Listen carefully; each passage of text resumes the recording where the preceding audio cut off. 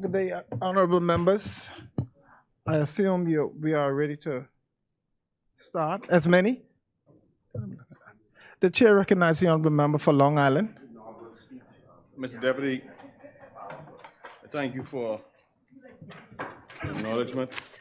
Mr. Deputy, I rise on behalf of the great people, the great and hard-working people of Long Island, to represent their interests and stand as their voice once again in these hallowed halls.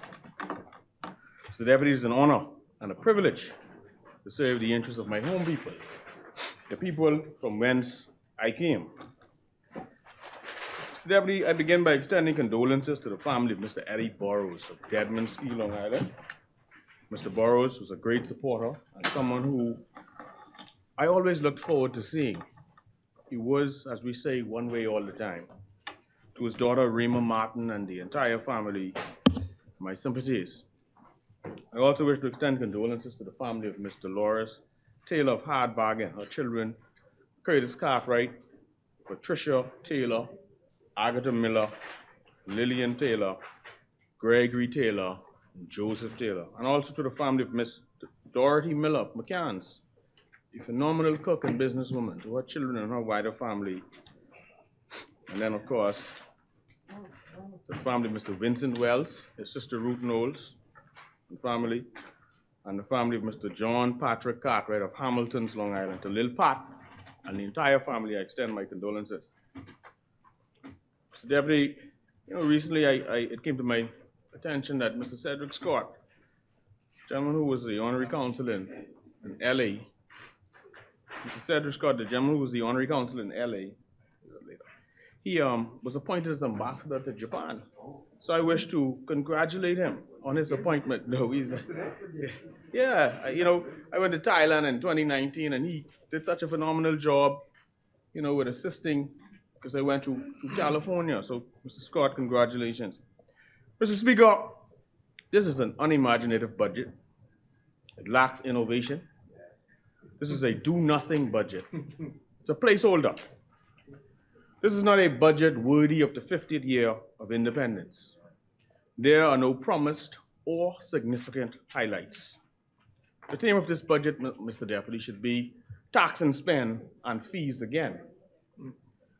Mr. Deputy, thus far, notwithstanding that the government has been in office for 2 years, we continue to hear blaming and finger-pointing, misleading statements and accusations, and stale rhetoric. Bahamians are hearing no stories. Bahamians ain't hearing any stories of lockdowns anymore. They want to know, what have you done for me lately? In this budget, we see some revisionist history as well. As the government trot out repackaged F&M programs.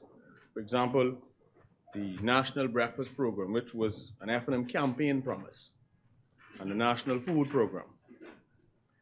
Mr. Deputy, contrary to the government's claims, July 1st, 2023 will be a new day of new taxes. It will be a new fiscal year of new taxes. Taxes, which we now call fees or some other word, because the word tax is tantamount to an obscenity in certain circles. This is a subversive tactic to pull the wool over the people's eyes. But we know these are taxes, no matter what you call them. They're taxes, whether you call them fees, fee for service, whatever cute language, it's taxes. And the public should know that it is all one and the same. This budget represents much of the same old. And it's a budget laced, Mr. Deputy, with sneaky hidden taxes. You see sneaky taxes buried in big bundles of documents and lots of paper, all while the government pretends to not be raising and or implementing new taxes. I accept that the government is benefiting from a time of growth globally, from the pandemic rebound. But nothing magical has been done.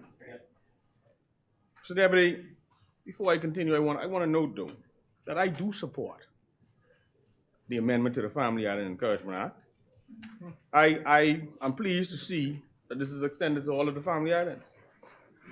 Now, while all construction items are duty-free, I think that the government should have also thrown in furnishings for family islanders. These too should have been duty-free. The first inventory of a business should also be duty-free, much like the previous government did. And that should include duty-free exemptions on vehicles for family island businesses, whether they are transport vans, trucks, or cars. As a family island boy, I also support the agricultural, sales, and services bill. My only query relates to the high cost of cattle, which range in cost from $700 to $1,200 per animal, and rams and ewes, which range in cost from $150 to $350 per animal. This could perhaps be revisited. What are these costs based on? And of course, will the equipment be sent to the family islands for the hole drilling for the fence posts, for the disking of the farm land and the ridging? And then of course, Mr. Deputy, I support the increase in the amount or the amendment. I support the amendment in the constituency capital grant. The increase is much, much needed and has my full support, and I think most of us in here would agree. Mr. Deputy, in a nutshell, the social services budget has been decreased. VAT remains on medication and insurance and on baby food and feminine products. The Public Hospitals Authority, which I am reliably told is already underfunded to the tune of some 30 to 50 million per year, also saw a $10 million budget decrease. Why would anyone reduce the subvention to major health facilities, particularly during a time when people are complaining about the quality of the health care being delivered? We also see a cut to the public service budget.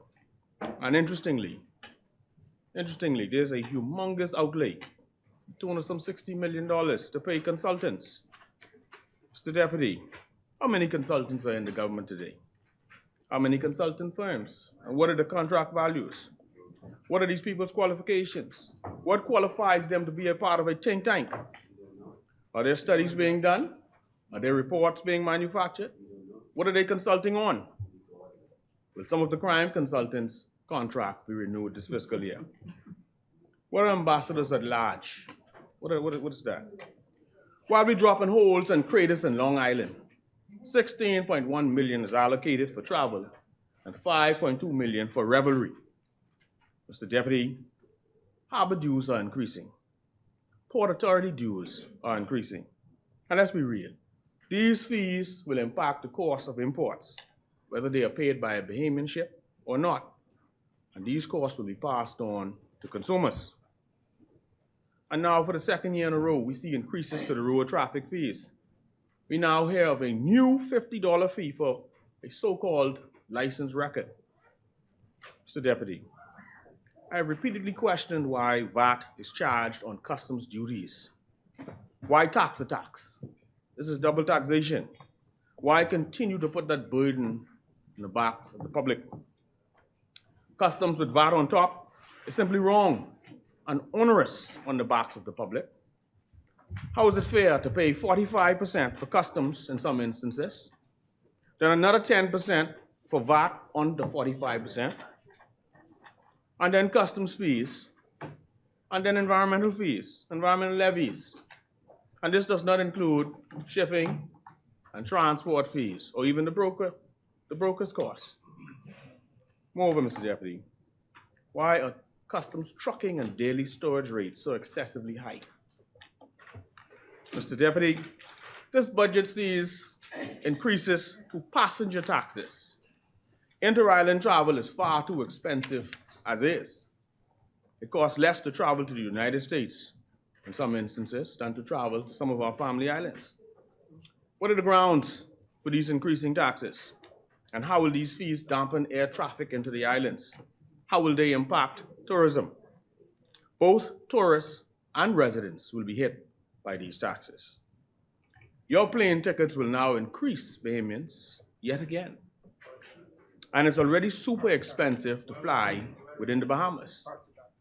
Mr. Deputy, Bahamians are also on board cruises traveling to Bahamian stops. Frankly, these costs can also lend to dampening in revenue. What studies guided the decision here? Were these fees just arbitrarily raised?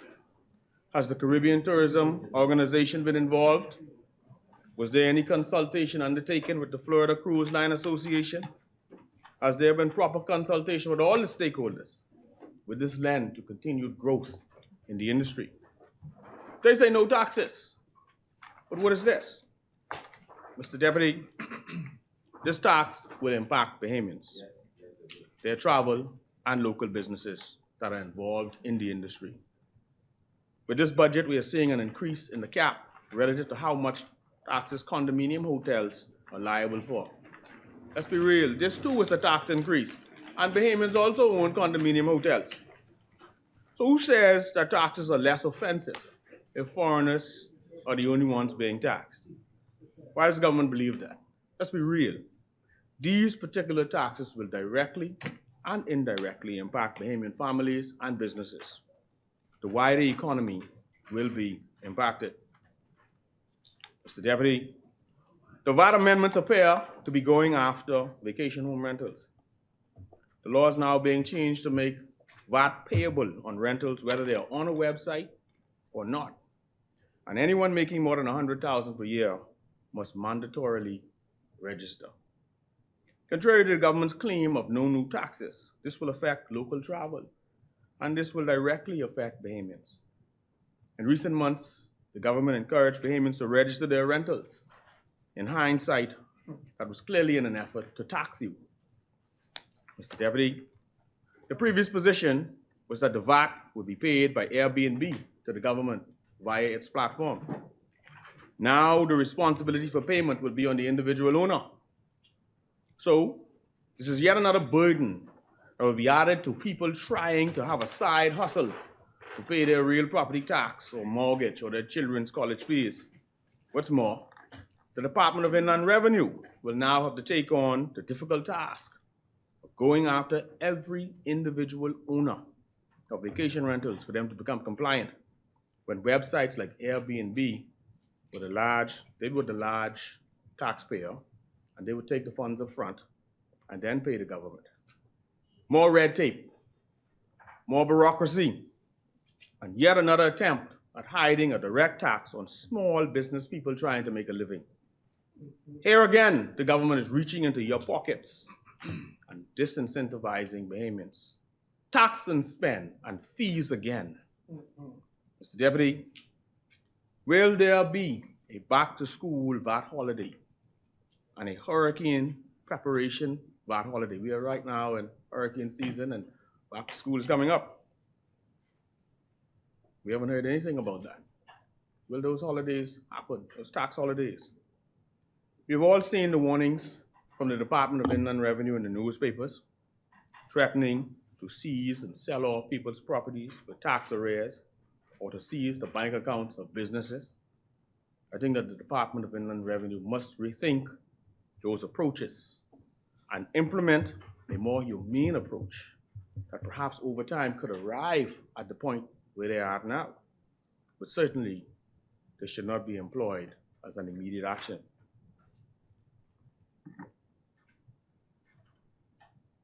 Mr. Deputy, the Tourism Development Corporation Bill, which is also among the compendium of bills being advanced in this budget, should be separately debated.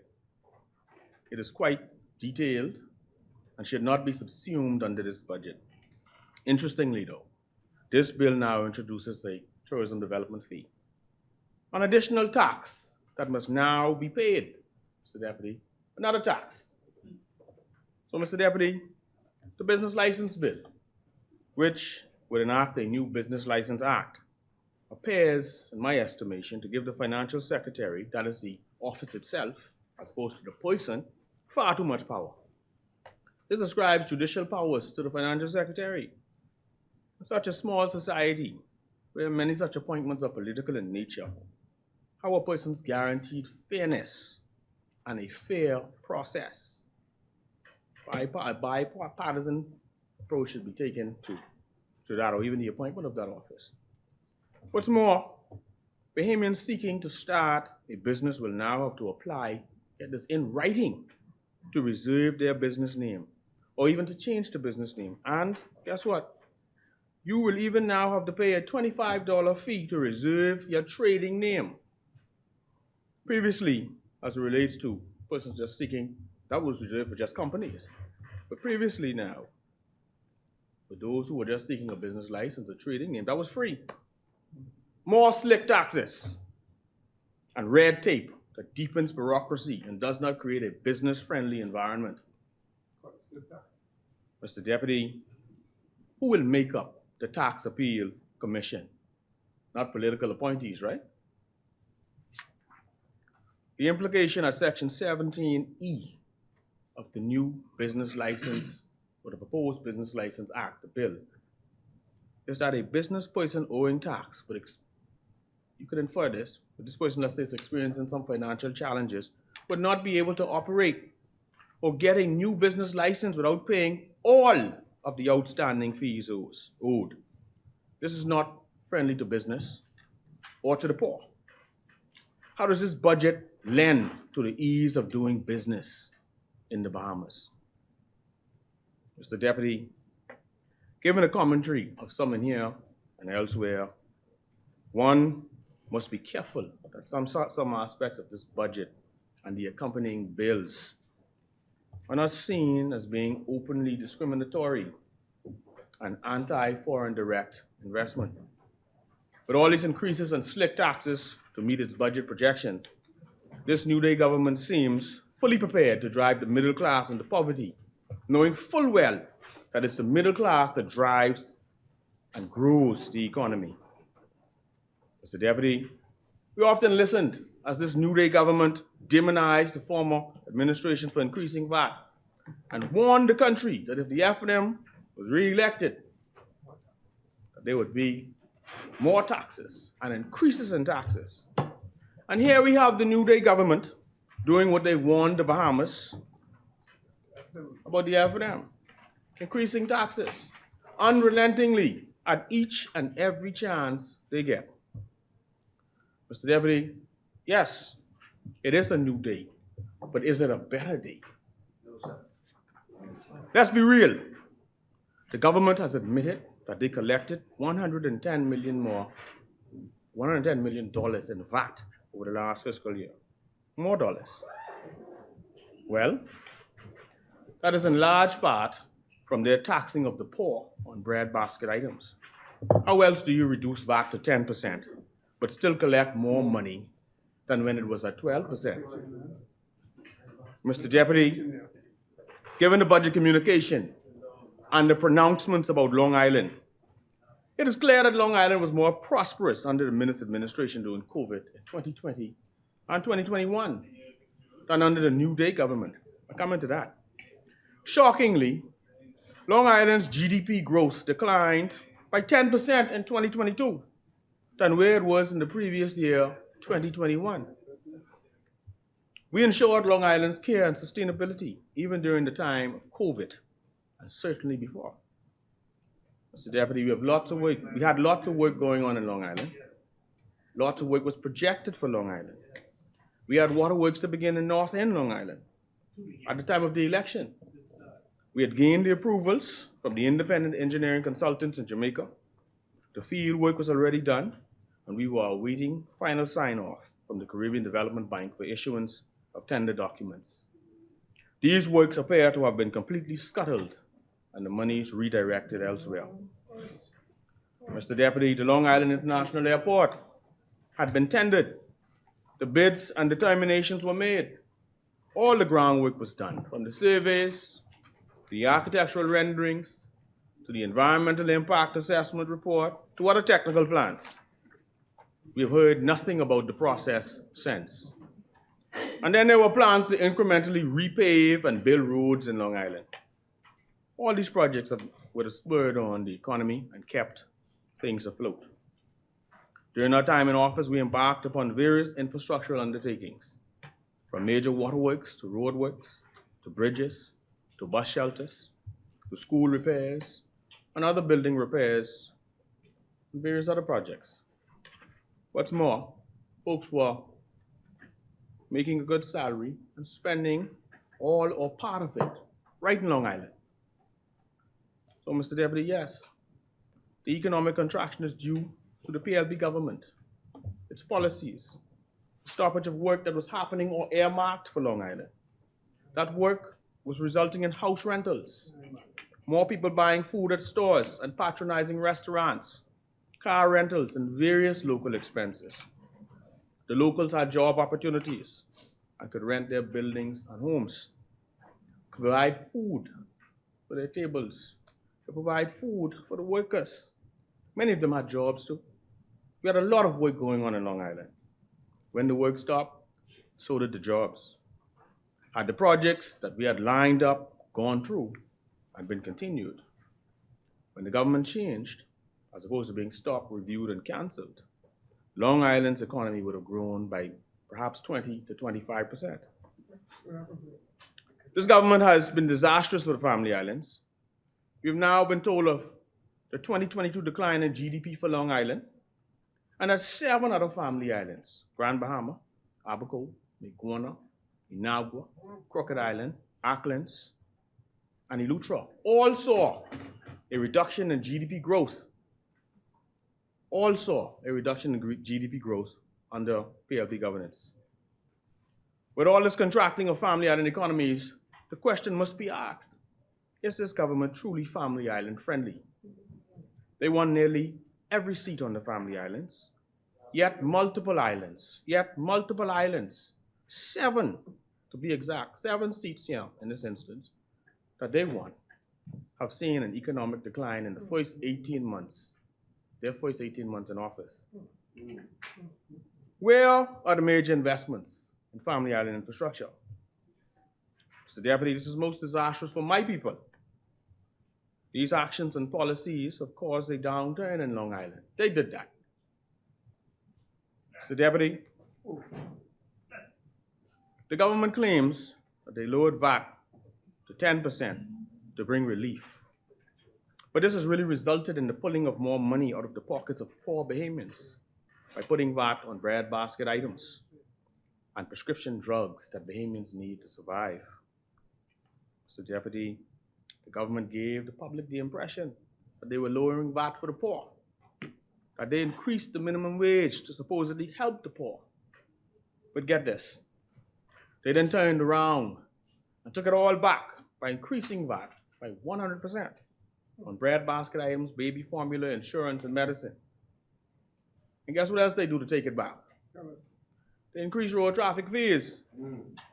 I remember having to pay the licensed SDs for 2 and 3 years, as opposed to the government exempting that. I'm sure many had to. Then you had increases in franchise costs, increases in inspection costs, costs that are prohibitive to business. This is road traffic.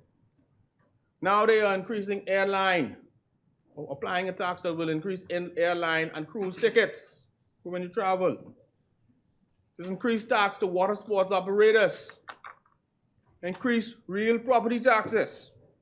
VAT on BPL has affected all aspects of the economy because businesses now pass those costs on to consumers.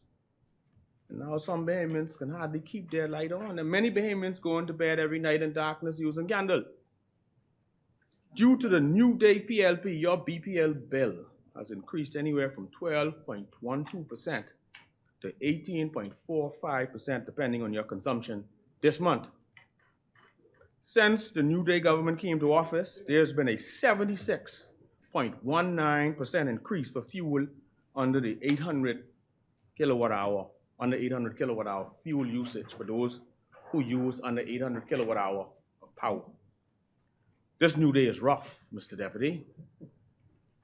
Now the government is taxing small entrepreneurs who are trying to make a living from their Airbnbs, taking money off what people, or taking monies away from Bahamians who are trying to get a foothold in the industry.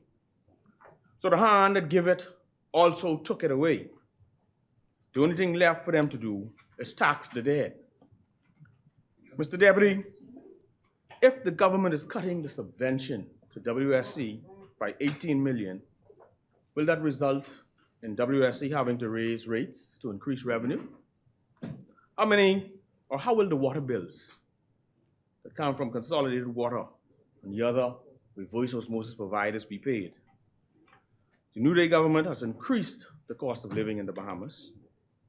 The economic disruption has been caused via bad economic policies, and it's unconscionable. What and where is the relief offered to consumers or entrepreneurs to combat the impact of inflation and rising costs? What relief has been offered to wholesalers and retailers, particularly those with margin control businesses, to mitigate against layoffs? Mr. Deputy, as we peruse this budget, as I went through the budget, I didn't see any mention of the carbon credit initiative in this budget. We know that was talked up in the last budget, and I was very excited about that. I'm still excited about that. By all accounts, we ought to be receiving revenue from that by now. Wasn't it supposed or projected to happen within the first quarter of this year, 2023? Mr. Deputy, this budget offers little that would suggest a shift from the archaic economic model. Little that could be a catalyst for new investment and development. Mr. Deputy, there's nothing significant in terms of social relief. Why are we paying volunteers for youth programs? And how does this correlate with existing programs that offer such services? School programs, church and civic organizations, etc. Teachers that offer after-school activities, or have after-school activities. So what is this paid volunteer program? What is that, a paid volunteer? What's it supposed to be? And is it value for money? What's the objective? Despite safety and security being one of the themes of the budget, what significant safety and security undertaking is being reflected beyond the usual mentions?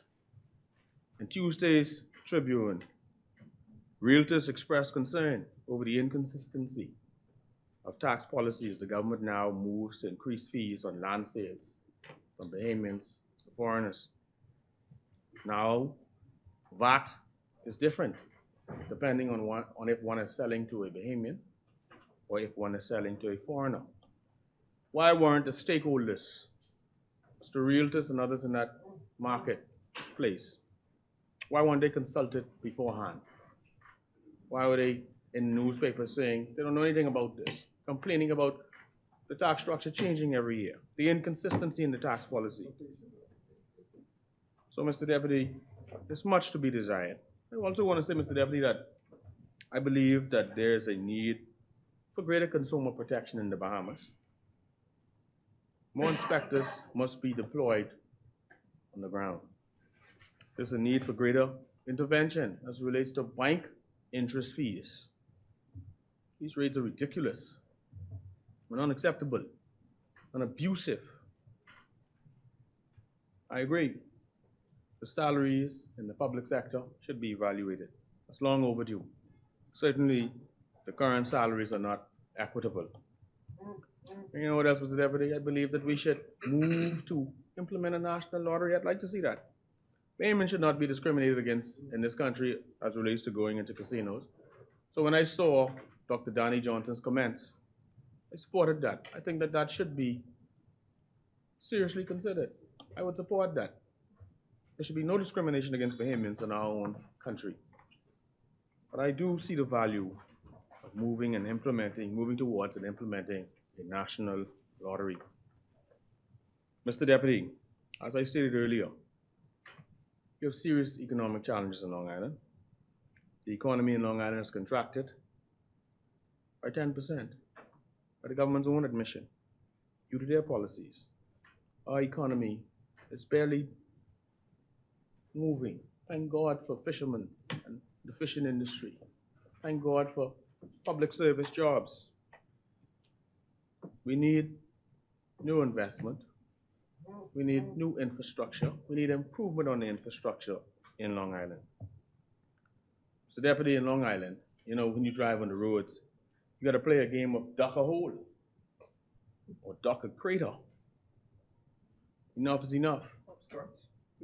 All those who visited Long Island for the regatta now know the plight we Long Islanders face. And they all now see why I've been begging and pleading in this place for the roads to be fixed, for the potholes to be patched, and for paving works. How much longer must we endure this? How much longer? Over the last 20 months, the roads in Long Island have deteriorated to a level that is simply unacceptable. Driving in Long Island has become a nightmarish experience. During the course of that time, I've been meeting and here using this platform to plead with the government to ensure that the potholes are patched before the roadway entirely deteriorates. Requesting that the government ensures that the road in the north is paved by the contractor who, quite frankly, has had more than adequate time to complete that project. To provide and or hire a Ministry of Works officer for Long Island to mitigate against the deterioration of our public infrastructure and to ensure that these issues are immediately addressed. Public infrastructure requires consistent and constant maintenance, Mr. Deputy. As such, we are perplexed as to how over the last 20 months, little to no effort has been put into ensuring that Long Island's infrastructure is up to par. What is the government waiting for? Unfortunately, beyond empty promises and lip service, we've seen little to no response on the ground. Mr. Deputy, we are losing our vehicles due to the state of the roads. We are incurring incalculable damage to the undercarriage, the extension, the tires and rims, and other parts of our vehicles, the shocks and springs.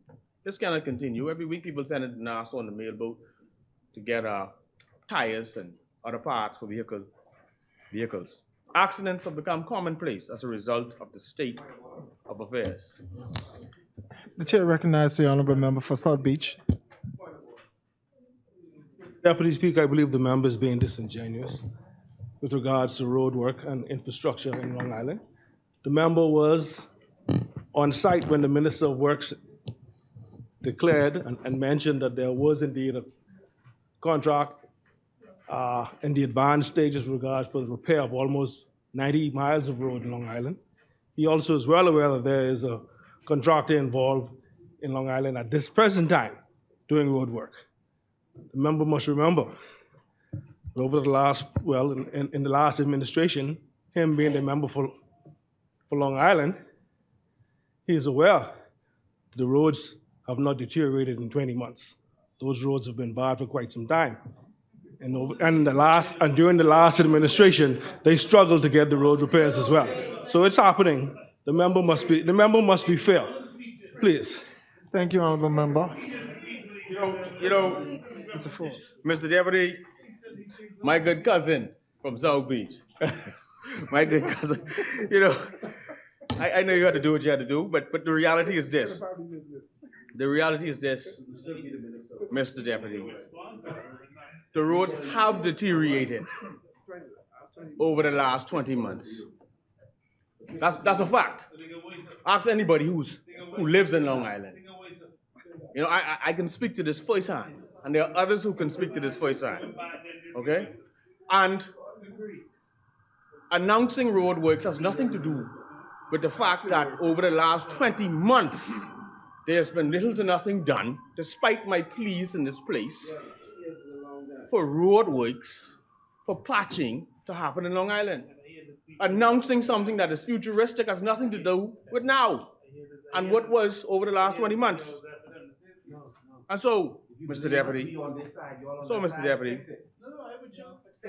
we Long Islanders are tired of ducking and diving as we drive on the roads. We're tired of falling into trenches and craters. Recently, our island nearly lost a young teacher as she made her way to school. You don't know why? A pothole.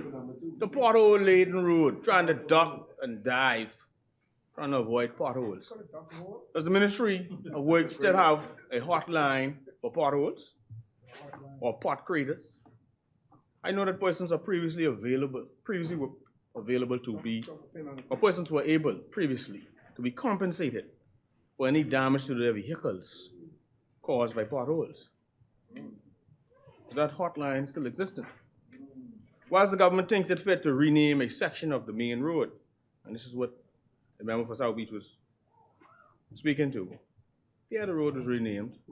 Yes, they did say sometime into the future there's going to be some road work starting, but we're talking about now.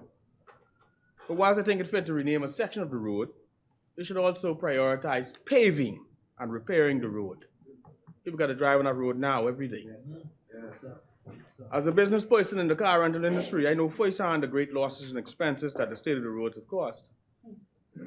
Who will compensate my constituents for the losses being incurred due to the neglect of the roads in Long Island? How difficult is it for the government to send adequate coal patch consistently and hire persons to patch potholes or pot craters? Why is the government not moved to address the state of the roads by paving the already scarified roads in the north and paving additional swaths of bad road? Look, as relates to the road in the north, I repeatedly said I'm not pleased with what has happened there. I was recently advised that a barge was sitting offshore in Clarencetown with aggregate to complete that roadway. But that was weeks ago, more than maybe a month and a half ago now. And frankly, more than enough time has passed for that material to have been offloaded and the work to have been done or progressing in that part of the island. So I call upon the government to deploy Ministry of Works officials to conduct an urgent inspection of Long Island's roads and to immediately contract pavers to fix this crisis we are now facing. Enough is enough. We pay taxes like everyone else. I see no reason why our people are forsaken or neglected and made to suffer in these most unfortunate and neglectful conditions. Mr. Deputy, we also have issues as it relates to drainage wells and culverts, the flooding of these roads, flooding of properties. Water run right off the road and somebody can't get out their house door. We have flooding in areas. You're in the government, man, fix it. You got elected, fix it. We in opposition. We in opposition, you in government. The flooding of the roads, Mr. Deputy. The flooding of the roads, Mr. Deputy. And the flooding of properties, particularly in areas like Scrub Hill, Hamilton's area, Clinton, Pindus, Deadman's Key, Stella Maris needs to be urgently addressed. Any heavy downpour and the entire roadway is flooded. Mr. Deputy, we need that airport in Long Island. That Long Island International Airport in Deadman's Key. We need that. We need that. Mr. Deputy, we also need a price control officer in Long Island. I was talking to Mr. Keith Fox last night, and he said, when you get to the house today, mention that we need a price control officer in Long Island. We need a tax collections officer. I mean, the reality is, and I'm speaking more particularly about second homeowners, there's a lot of real property tax outstanding in Long Island. Okay? In Long Island. We need immigration officers. And I hope that my former lecturer, Member for Carmichael, who I call Mr. Bell, would help me with some immigration officers. 35 years. And so, the Member for Carmichael, remember your student, man. I need 2 immigration officers at the very least. I know you also lectured my colleague in the back there, Marathon. Mr. Deputy, the waterworks that was to be undertaken in Long Island, in Millis, McCann's, Sam McKinnon's, we sent the pipes up for that work to be done. The roadside was cleared by Mr. Brenville Miller for the pipes to be laid. But my brother, government is continuous, eh? And guess what? We only had 4.5 years. You do the rest. You do the rest. You do the rest. You do the rest. And so, Mr. Deputy, Millis, McCann's, Sam McKinnon's, we had the pipes in Long Island for those works to be undertaken. The roadside was cleared. I believe it, a trencher may or may not have been sent, but I know certainly the pipes were there. And there was an in-house team set up to go down there and undertake those works. And we would hope that that community would have that work completed because everything was already sent. Mr. Deputy, as related to that Caribbean Development Bank contract for works to be done between Bunk Ground, Seymour's area, and North End Long Island. We're hoping to see that contract manifest itself, that we can still get that project to happen in North End Long Island. We know where it was, and we know that since then, in 2 years, we haven't seen anything. Mr. Deputy, I also have concerns with respect to the water quality, how the water is suddenly going off in Long Island. Part of Central and Sims are constantly off or experiencing low pressure. Okay? Why is this happening all of a sudden? And the new water plant, is that plant not on in McKinsey's? Is the new water tank that was built in McKinsey's, is that fully operational? Is that operational at all? Are they just sitting there being allowed to rot? Are they in use? You know, Mr. Deputy, we hear a lot of talk in this budget about hospitals and upgraded clinics. On the Long Island community clinics, we've been hearing about proposed works now for some time. When will these proposed works start? Who got the contracts for these works? I'm hearing the contracts were issued, so we'd like to see them just start the work. These works were promised in the 2022 midterm budget, in the 2022 budget, in the 2023 midterm budget, and now they're promising again in the 2023 budget. We're tired of the promises. We want results, and we want it now. Mr. Deputy, I vividly recall an IDB loan being taken out for works to the Deadman's Key Clinic under the last administration, and the monies were already allocated. And the question is, what has happened? That would have resulted in that clinic being renovated, a new ambulance, and a properly outfitted lab. Recently, I attempted to give away an ambulance that we had donated. We ran into some challenges and were told that they couldn't accept it. So what we're going to do now, because I had spoken to the minister before, I'm going to prepare a letter. I'm going to send him a letter, send the PS a letter, and hopefully the government can sign off on this donation being accepted by the clinic, the Sims Clinic in Long Island.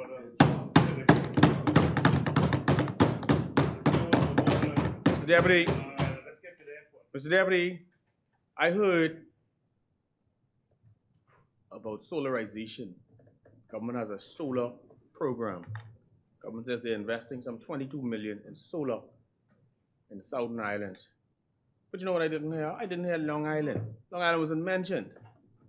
We want solar in Long Island too. We have a lot of space in Long Island, and we could incorporate solar. We're one of the islands to the Bahamas as well. One of the islands that could be considered in the Southern Bahamas. And we would like to be considered for some of this $22 million that would be put towards solarizing or putting some solar installations on these islands. Mr. Deputy, you've had a challenge on the island with police vehicles. We understand the government has gotten some new trucks, but we need trucks and jeeps for Long Island. I want to commend Superintendent McGregor, who's done a yeoman's job holding it together. Because frankly, there are no vehicles, no police vehicles in North Long Island. And major foreign and locally owned business houses have been calling and complaining. And they've asked me not to call their name for fear of victimization. But I want to note that this is pressing for us, getting these police vehicles in Long Island. And since I saw a photo with, I think it's the police commissioner on a motorbike, we'd like to have a police bike in Long Island too. You know? So, but I want to commend the Long Island police for being able to work under these conditions and perform their jobs. You know? Yeah, we might need a hovercraft given the condition of those roads. But, Mr. Deputy, police reservists, have also mentioned to me that they haven't received any increase or promotion pay since they've gotten it. I saw a letter from one of them that was given to this particular individual, given them a promotion. I wouldn't say what the promotion is or their gender, because it might identify them, a year or two or so ago. And they've complained that they have not received the requisite pay for the promotion that they now have, and that there's some back pay owing, and I call upon the government to assist with resolving that to police reservists, particularly the reservists, the Great Island, Long Island. Mr. Deputy, Bahamas Air comes to Long Island every day. We love Bahamas Air. Long Island people love Bahamas, I might as well tell you. But one of the issues we have is that our Long Islanders, we could fill a Bahamas Air daily flight sometimes twice a day. But the one flight that comes to us is shared with San Salvador. That is a challenge for us. Persons are usually unable to get on. It's hampering our tourism market. It's hampering local travel. And I was told by Bahamas Air that given the load factor, that only 19 of those seats are reserved for Long Island, and the other 19 for San Salvador, because there's a hill in Long Island. They don't like to bring the planes full. So, and the runway is short. So we need our own designated aircraft. We could put some 38 or so passengers on there ourselves every day. So I call upon the powers that be to disentangle Long Island from the San Salvador route and provide us with our own Bahamas Air flight into Long Island. Mr. Deputy, with respect to second homeowners on the island, we know that homes on these islands are now being used as semi-hotels. We've heard of, Chief Counsel and I always have discussed this, breaking of codes by building townhouses and condos on the properties, and you don't even know that these extra construction is there. We've heard of persons coming and without proper approvals, competing with locals. We know of car rentals. And I'm grateful for this new road traffic amendment as it relates to persons not being able to rent their personal cars or a car attached to an Airbnb. You know why I'm grateful? I'm in the business, my brother. I'll be frank with you. I'm grateful for those others who are in the business who have been undercut for many years. Okay? Because you have persons who are second homeowners and others who rent the place, rent a car. Some got 5 and 6 cars for each one of their apartments or spaces. And so, Mr. Deputy, these new amendments to the road traffic should cover those second homeowners who like to rent out blue plate vehicles in competition with persons who are paying their dues and fees to be in the vehicle rental business. Any islander observing this happening after the 1st of July must report them. I call upon you to do so. Mr. Deputy, in Long Island, we continue to have challenges with banking. We have one Scotia ATM machine in Buckley's. But there's a need for a brick and mortar bank. I've been pleading and asking and begging for years for the Bank of the Bahamas to come to Long Island. And I've done so here on multiple occasions. You got the Bank of the Bahamas in Kemps Bay and Fresh Creek, I think. But I know in Kemps Bay for sure. No, it's Mangrove Key. I also think they're in Mangrove Key. They're not in Mangrove Key? I know that they are in Kemps Bay. I know that they're in San Salvador, and I know they're in Agua. And I believe they are in Mangrove Key. And I can tell you that Long Island has a bigger population than all of those places, and certainly a bigger business community. So we are asking for the Bank of the Bahamas to come to Long Island. It's urgently needed.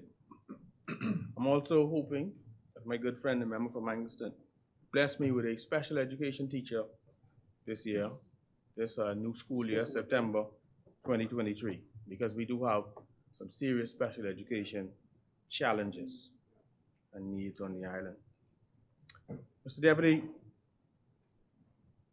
I understand during the administration, we put in place the passport office, and that office was situated in the commissioner's office, the administrator's office. So we would be grateful if now we can expand on that and open at least one or two separate satellite offices. Because and you know, Long Island is a very long place. Someone asked me, say, man, to talk to me about things, places being far now. So I said, no place is far from me in New Providence.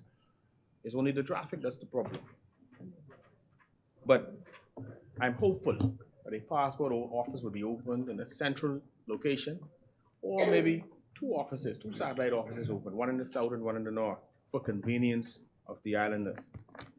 We hear about the distribution or the issuance of Crown land. We hear about the expansion of Family Island or affordable housing, on the Family Islands. Does this include Long Island? And what is the threshold for affordable housing?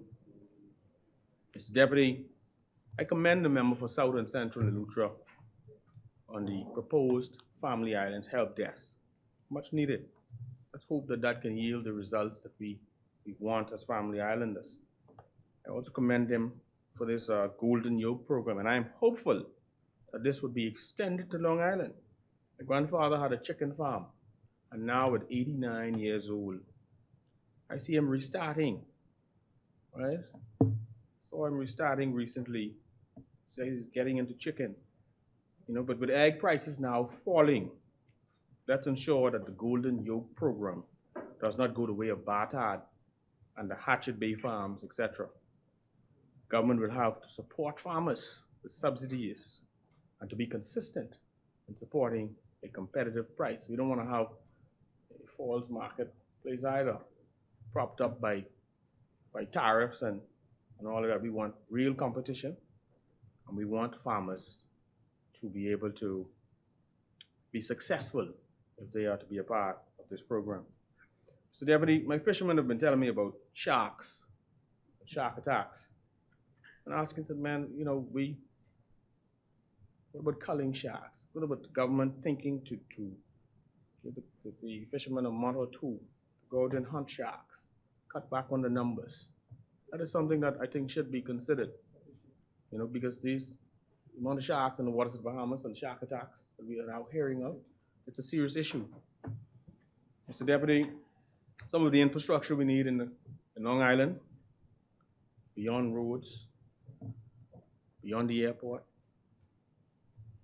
beyond some of the other mentions previously, we need seawalls, additional seawalls. It's hurricane season. We'd like to be considered for additional seawalls, the very lowest elevations on the island.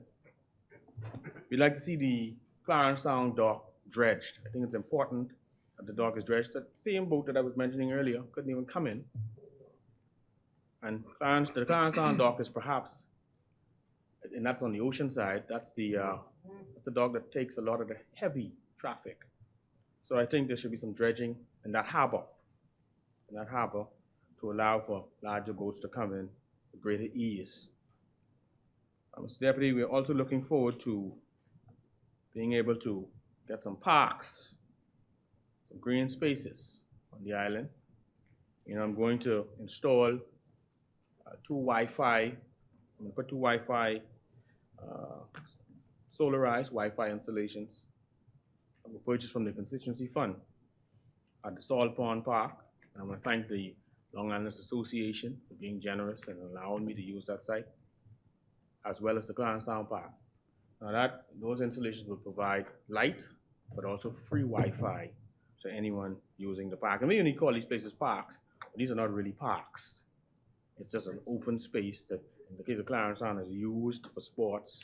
And since Garden Hills is Garden Hills, I need you, my brother, to assist me with some of that, with the sporting facilities in Long Island. Millis, the park in Millis is due some serious work.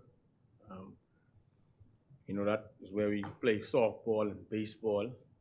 So it's important that there's some work there in Clarencetown. You know, the kids go there for the annual track and field races and other events. And we would like to have that park brought up to par, lighting, proper bleachers, a decent Mundu track, and other facilities. We don't have any decent sporting facility in Long Island.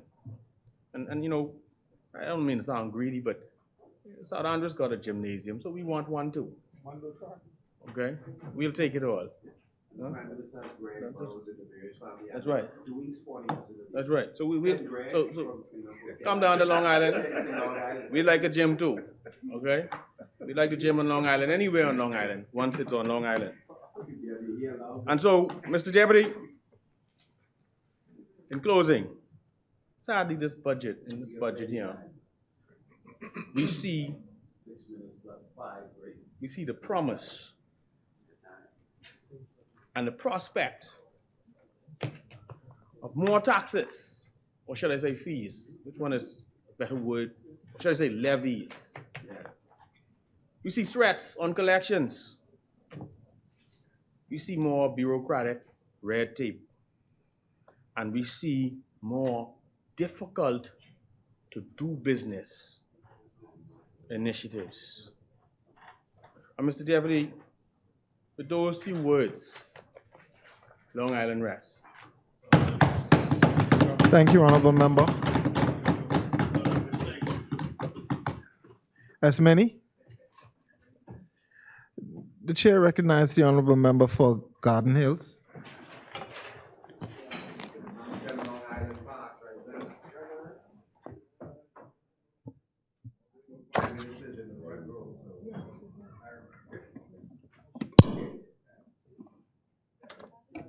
Thank you, Mr. Deputy Speaker.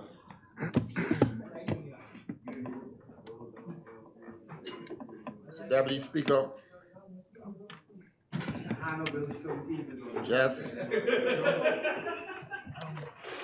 Mr. Deputy Speaker, just as the wind sometimes appears to hollow, whisper, or even scream with emotions, our messages are perceived differently depending on the way we use rhythm in our tones. I'll say that again. Just as the wind sometimes appears to hollow and whisper or scream with emotions, our messages are perceived differently depending on the way we use rhythm in our voices. Yes. It is indeed an honor and privilege to be the voice for the great people in the Garden Hills constituency. It's because of them I am able to stand in this honorable house. I will never forget that I work on their behalf and the level of trust they have in me. Mr. Deputy Speaker, the 2023-24 budget is a budget for security and progress. It is the government's commitment to strengthen national security, economic security, personal safety, and security. With the government taking this holistic approach to improve the lives of all Bahamians, I am pleased to announce that the equitable development approach in Garden Hills constituency has fostered community spirit that creates a sense of belonging, a sense of place, and sense of self-worth. These new integrated methods further promotes a strong economy and quality of life for all the residents. Building local communities is the only way to ensure that everyone prospers together. In Garden Hills, we are able to achieve this goal through our many programs, like the Loyalty Advanced Program, also known as the LAMP program. All residents are given access to affordable health care through this life-changing program that's made available by the Doctors Hospital. LAMP reduces the out-of-pocket costs on outpatient and inpatient care service, offers free preventative and wellness care benefits, and provides supplement to existing coverage and affordable primary coverage and unsecured. Mr. Deputy Speaker, I have many testimonies on how successful this affordable healthcare plan has assisted the residents of the Garden Hills community. Mr. Deputy Speaker, death always comes like a thief in the night. Yes. This unexpected act can be difficult to process, but even more burdensome if the finances are not in place. To assist the residents and relieve the strain that's associated with death, we have implemented the Burial Society program. This program is very popular and growing in numbers. I invite persons to enroll so that they can get the financial assistance needed to underwrite the costs associated with funerals. Mr. Deputy Speaker, I use this time to express heartfelt condolences to those in the Garden Hills constituency. We all know that death is no easy pill to swallow, and we have all felt the sting it has left behind. Impressive, Hans. I'm impressed in your taste in music. To a grieving family, a short, heartfelt message, a kind gesture, a floral or fruit arrangement attached with a card goes a very long way. During the sensitivity time, members of my MB Cares unit and myself visit the bereaved families to convey our deepest sympathy and offer their support. In my prayers are the families of Lazario Ferguson, Jerome Hanna, Dorothy Hanna, Sherry Burrows, Willard Hamilton Sr., Sibylline Sanders, and Spence Johnson. But Mr. Deputy Speaker, I will be remiss if I did not extend condolences to my own family on the passing of my brother, Patrick Boley. May his soul rest in peace. Yes.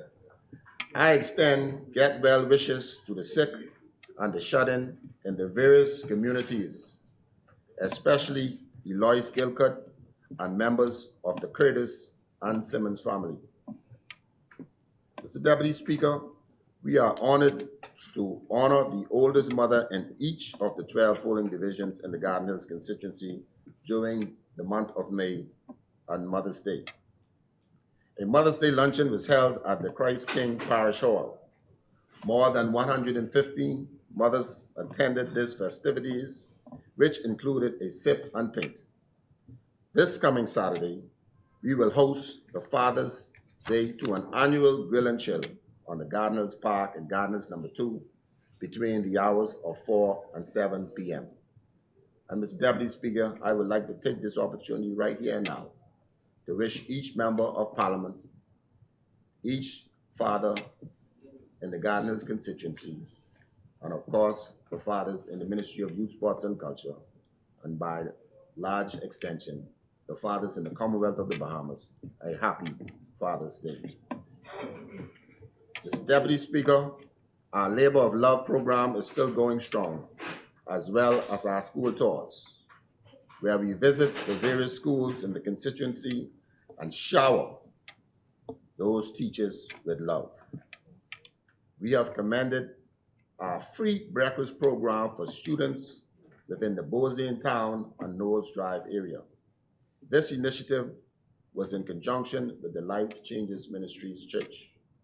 And Mr. Deputy Speaker, I am so happy that this government will be putting on a national breakfast feeding program that will assist all of us as constituents and members of Parliament and all of the young people within the Commonwealth of the Bahamas. Mr. Deputy Speaker, those are just few of the programs and events that were held in my constituency over the past few months. I now turn my attention to the ministry where I stand today on an eminent shoulders of former Minister of Youth, Sports and Culture, who for decades have endorsed and sponsored innovative initiatives to holistically develop youth between the ages of 16 and 25 years through sporting, culture, and youth activities. Mr. Deputy Speaker, some 46 years later, after being established in July 1977, this ministry overarching mandate has consistently and intentionally remained unchanged. My ministry's mandate then and now is to make fundamental investments in the lives of our youth. This investment in youth should not only be quantified in the millions spent on subventions, events, and infrastructure to advance youth in their numerous pursuits. This investment should rather be measured by the yardstick of transformed lives.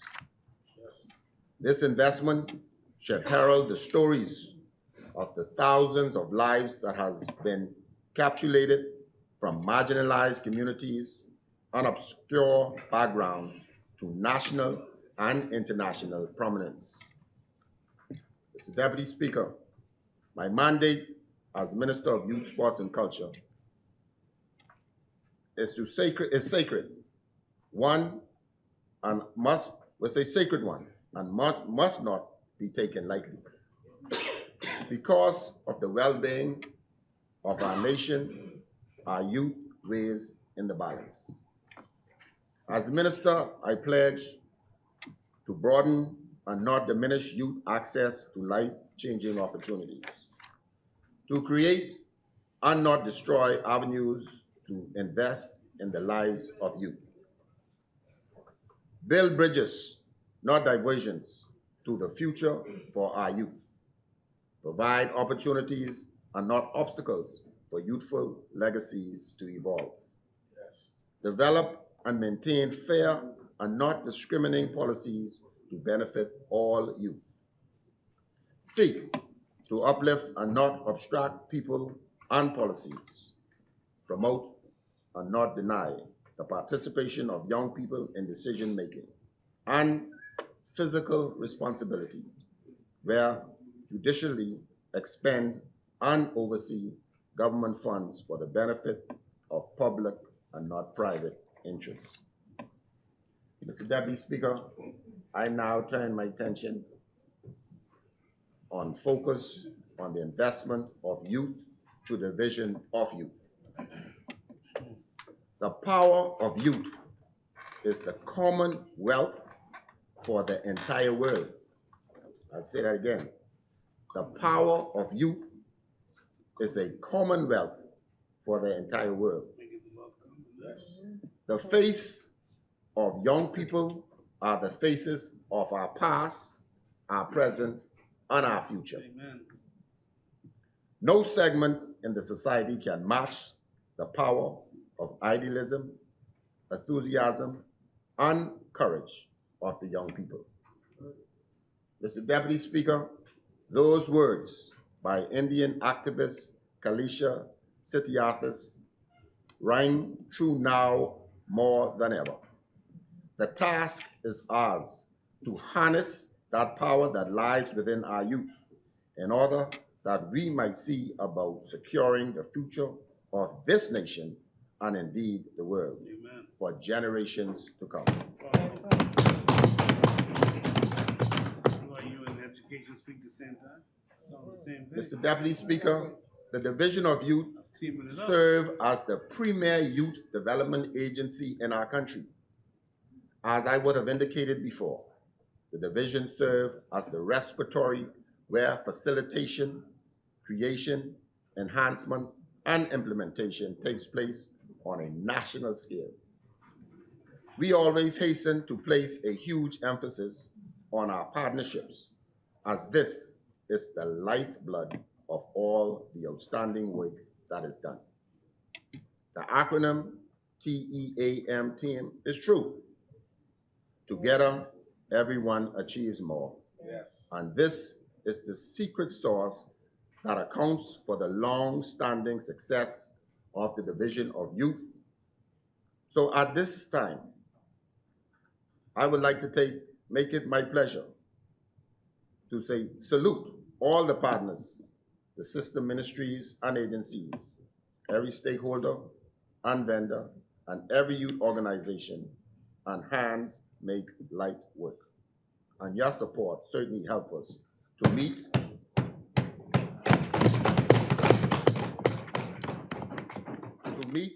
achieve, and in many instances, exceed our goals and take what we thought was impossible and daunting and move it into a space of possibility. For that, on behalf of the grateful ministry and its young people, we say a great big thank you. Mr. Deputy Speaker, I wish to begin the heart of my contribution by tooting the Bahamas National Youth Guard, which is now in phase 2 and nearing phase 3 of the 4-phase program. An investment of some over $320,000 has been made into this program, which directly touches nearly 70 young persons from 10 of our islands. The Bahamas National Youth Guard is historic, and all Bahamians are to be very proud of this initiative.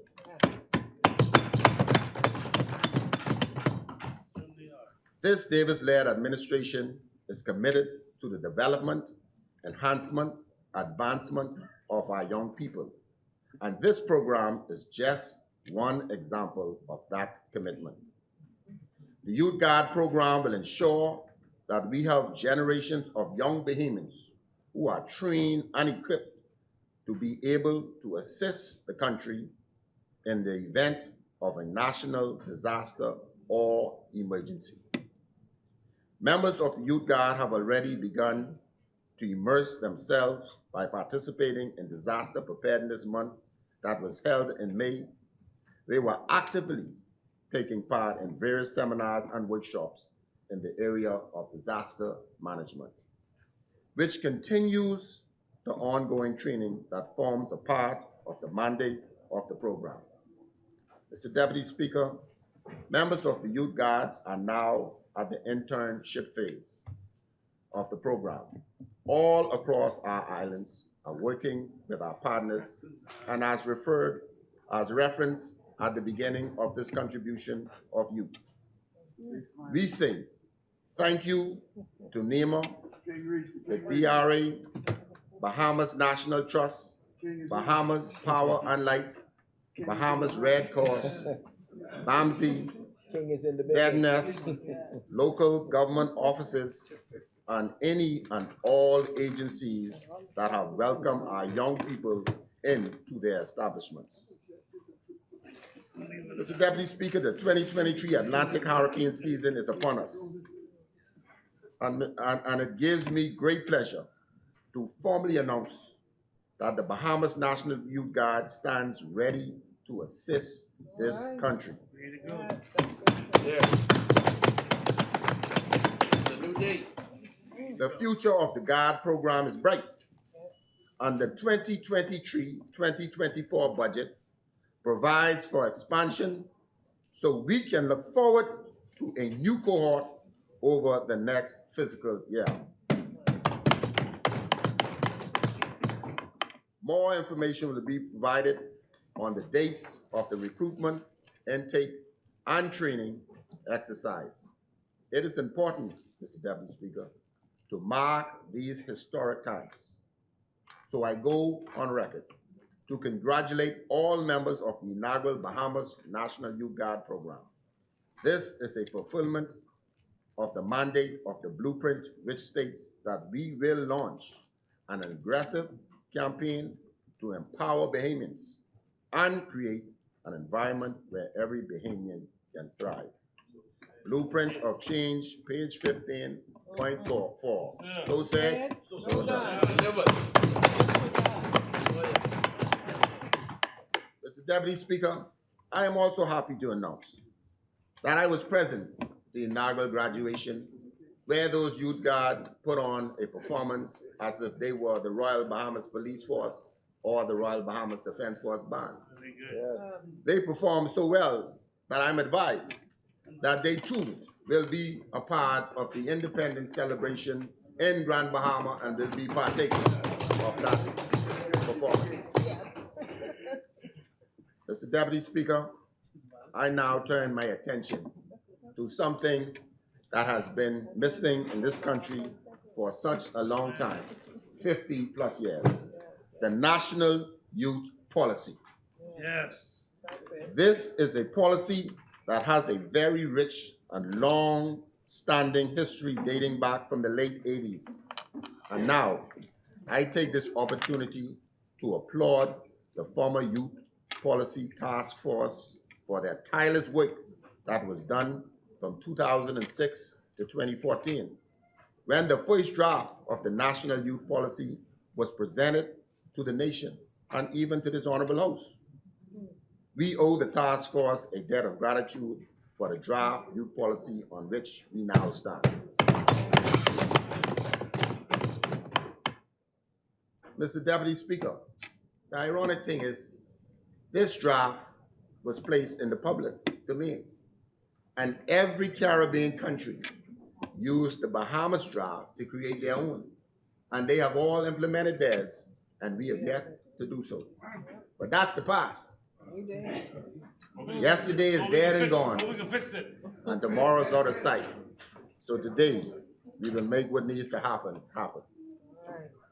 Just to provide some context, the National Youth Policy provides a common and mutual understanding of the importance of youth development among stakeholders and individuals in the Bahamas, and to set guidelines for the delivery of service and programs related to their development through a cross-sectoral and integrated approach. The National Youth Policy serves to facilitate the development of an enabling environment for young people in the Bahamas and to ensure that they reach the most favorable potential towards their growth.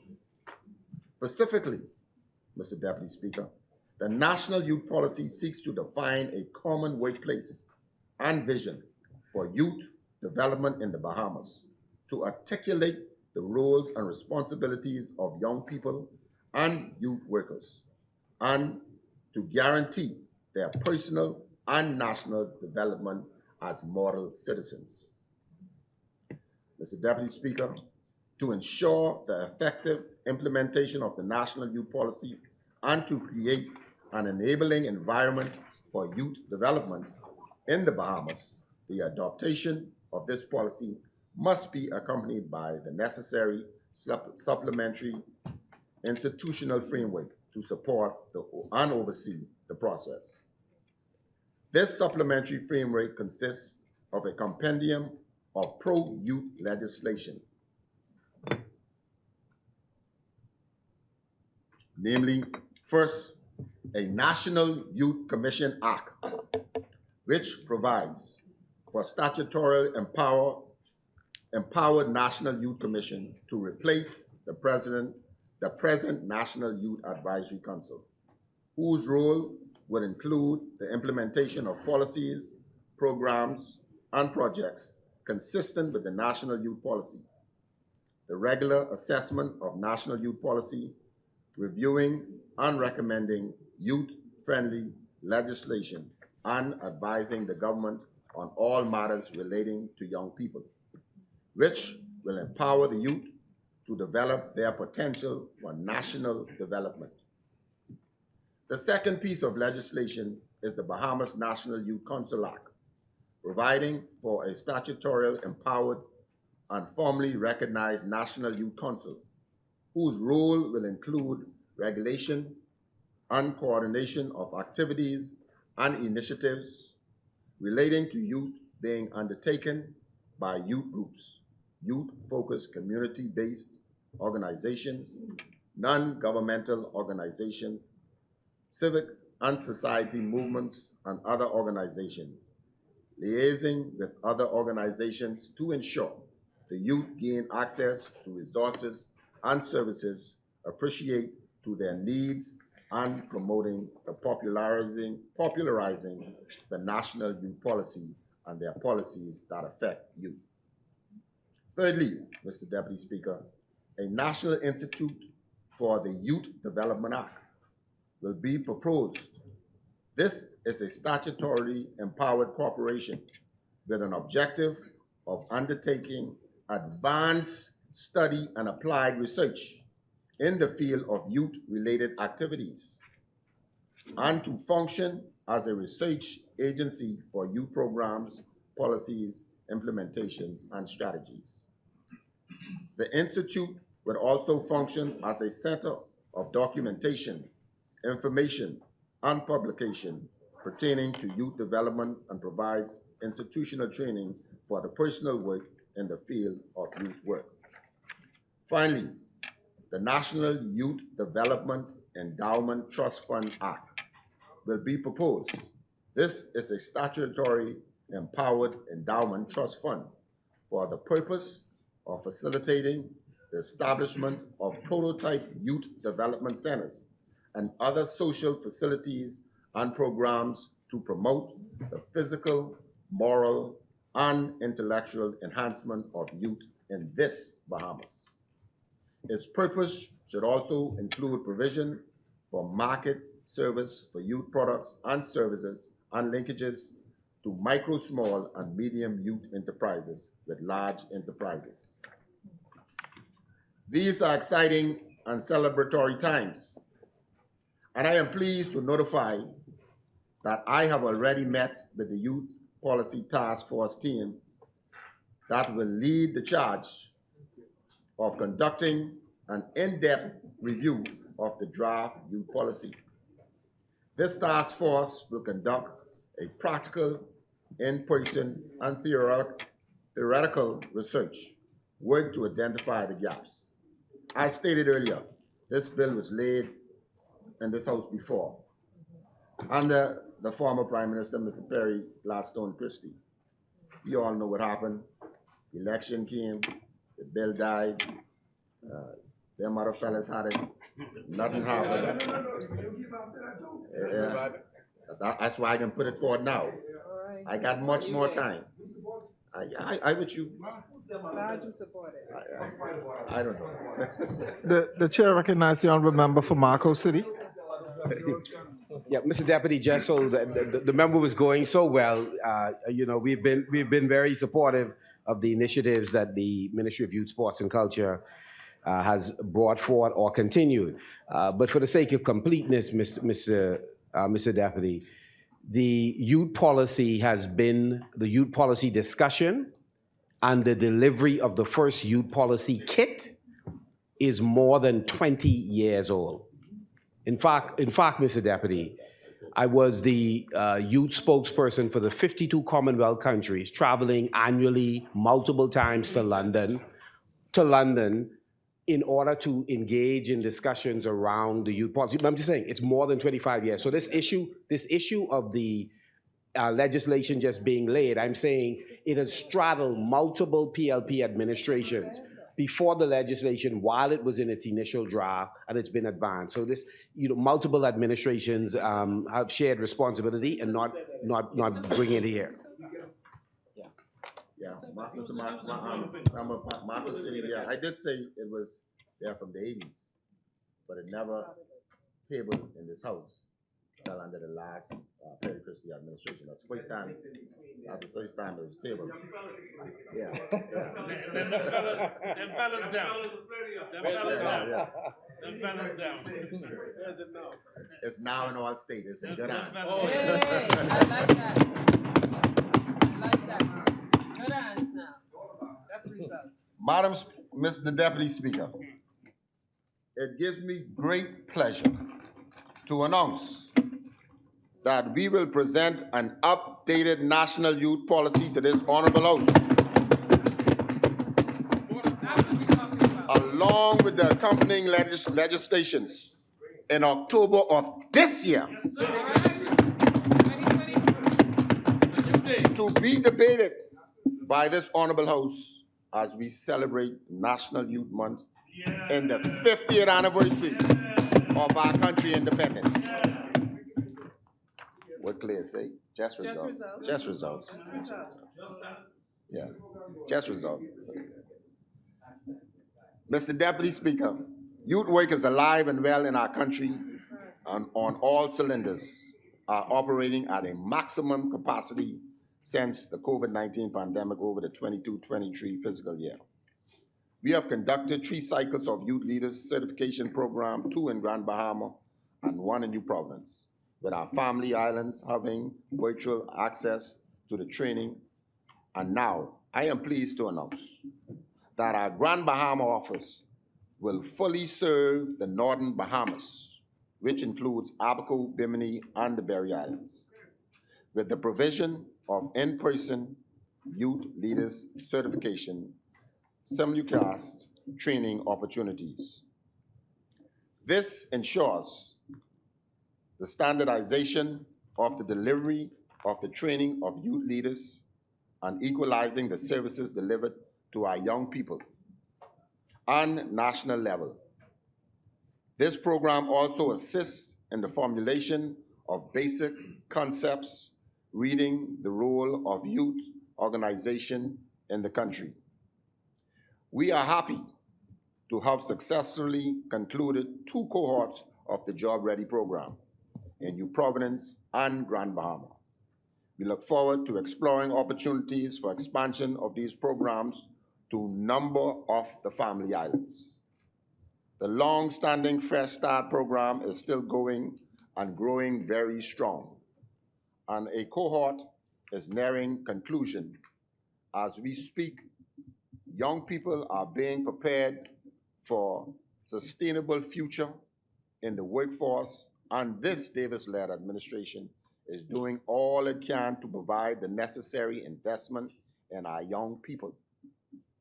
After a period of skills training and internship, we are confident that our soon-to-be graduated of the Fresh Start program will enjoy a fruitful rewards of a long-term employment and make positive contributions to our society. Mr. Deputy Speaker, we also look forward to the new cohort of the Be Inspired program, where we will provide micro grants to eligible young Bahamians between the age of 18 and 35. Over the next fiscal year, the delivery and coordination of youth programs will provide for the empowerment and skills enhancement of our young people in new and innovative ways, even as we seek to have more family islands inclusion engagement. Mr. Deputy Speaker, we are pleased to formally announce that the ministry's National Summer Employment Program will be held July 3rd through 28th of this year, where again, we will provide positive engagement and activities for young people during the summer break by providing a safe and positive environment, targeting personal interests, skills development, and healthy social interactions. The Division of Youth facilitates 5 separate components for the National Summer Employment Program. These components include our summer camps, apprentice programs, corporate Bahamas placement, private summer grants, and family island grants.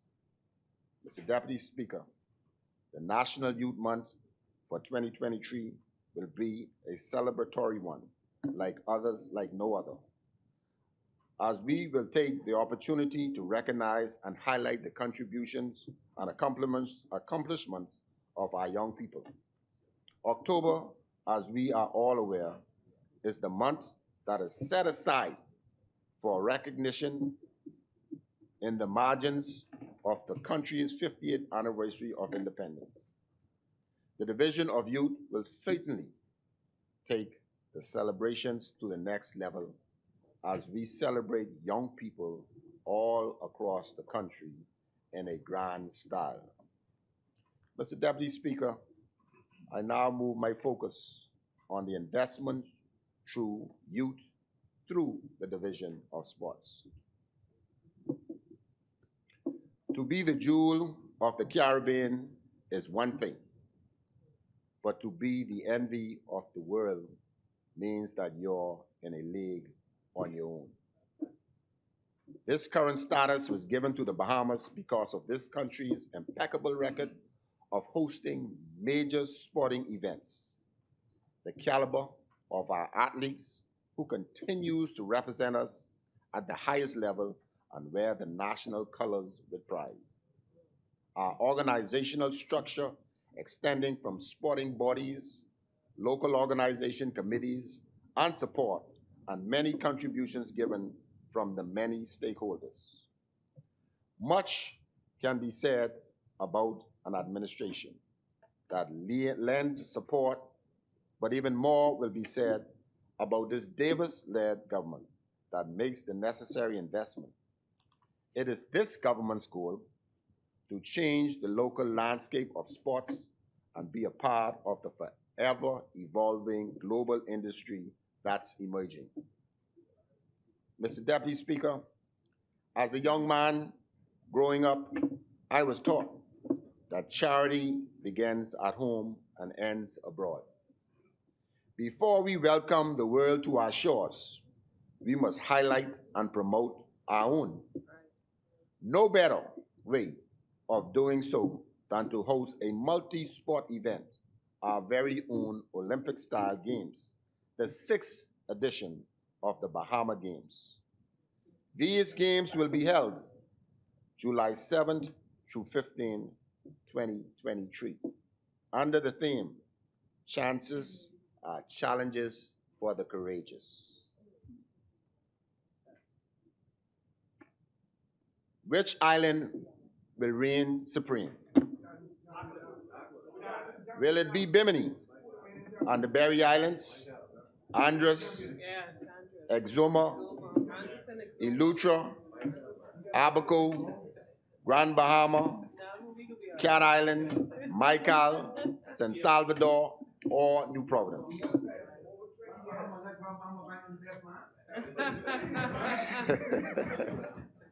More than 3,000 athletes have confirmed their participation. Wow,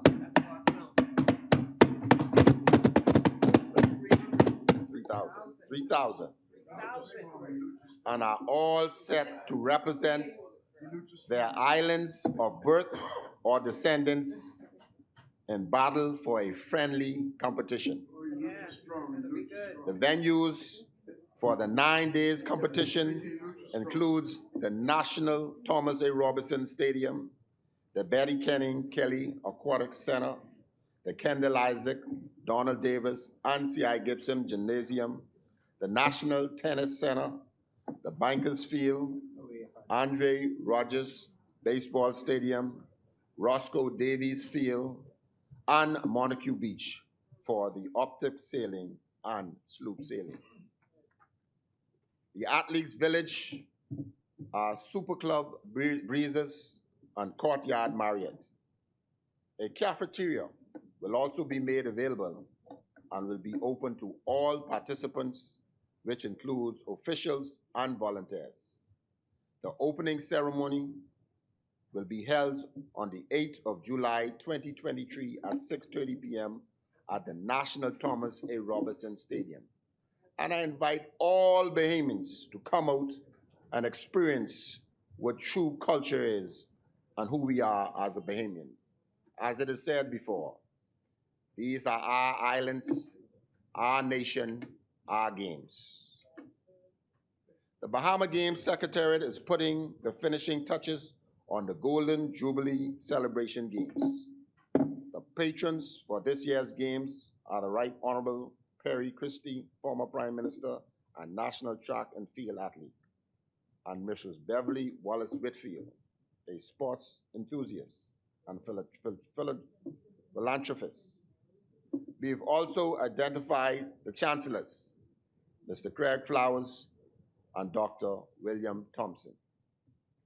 All of our honorees would have played a role during the inaugural Bahama Games in 1989. We saw it fitting, after a 22 years hiatus, to recognize their many contributions to nation building and sports in the country. The investment by the government of the Bahamas has a direct impact on the country. It lends to a healthier nation and to a wider pool of people from which to pick the champions of the future. $3 million has been invested thus far for the Bahama Games, and an additional $1.2 million has been allocated in this year's budget to ensure successful hosting. Many will look at the numbers, but no amount can be placed on unifying a country. Even though we are separate by waters, the Bahama Games is the link that is needed to fasten the chain of islands. This is why sports is the most powerful vehicle, and it provides inspiration, hope, uplifts during difficult times. 22 years is a long time, and much has changed between 2001 to now. In order to host these games, the necessary infrastructure had to be in place. That meant upgrades to facilities here in the capital as well as the Family Islands. Back then, venues only needed to be fans friendly. Now, the venues have to be viewership ready. Broadcasting is a major part of the evolution of sports, and we here in the Bahamas will not be behind the 8 ball. The projected budget will help secure airfare, accommodations, meals, ground transportation, insurance for athletes. These games aren't just for athletes, coaches, Family Island sports councils, and officials. Sports and business share attributions which enable success. Planning, execution, implementation, and partnership. Thanks to the national flag carrier Bahamas Air and Western Air and their continued partnership, our athletes and other officials will be flown to the capital. Corporate Bahamas and small businesses will also benefit through marketing, promotion, and sponsorship. As a country, we pledge to be united through love and service. With that being said, I would like to thank the more than 600 volunteers who have signed up to assist with the execution of these games. For those who are interested and want to get involved, I invite you to contact the Bahama Games Secretariat Office, 322-1029, 322-1029, or information at thebahamasgames.org. Local businesses, if you haven't done so as yet, to register with the Bahama Games Secretariat and become a part of the festivities. Another way you can be a part of this historic game is by attending the various sporting events. Ticket prices for the game starts as low as $5. There are also family package and all-day passes for sale. The ticket box office is expected to be open in a few days. We want the public to know that all-day sessions will be free. All-day sessions will be free. So you're invited to come out and cheer on the Family Island of your choice. Mr. Deputy Speaker, during the summer month, there will be a variety of employment opportunities afforded by the ministry, with the goal being to provide various types of experiences. My ministry will be supporting satellite camps that focuses on different sporting disciplines throughout the country. These camps will provide expert training to children and employment opportunities. To more young Bahamians, 12 satellite camps have been identified in New Providence, 4 in Freeport, Grand Bahama, 3 in Abaco, 2 in Bimini, and 1 in San Salvador. Camps will also be held in Andros, Eleuthera, and Long Island. We've invested some $90,000 for these satellite camps. In addition to supporting local satellite camps, the Department of Sports will host a 2-week program starting from July 17th of this year. 8 sporting disciplines, inclusive of basketball, baseball, volleyball, tennis, boxing, soccer, softball, and learn to swim at the South Beach Pool, will be offered. A showcase will be held highlighting the skills taught over the 2 weeks period. The qualified members of the staff of the Department of Sports will supervise the 2-week camp. Campers enrolled into the 2-week sporting camp will automatically be enrolled into the Sports Hub, a new initiative that will be launched by the Department of Sports in September of 2023. The Academy will provide support to those student athletes enlisted into the program.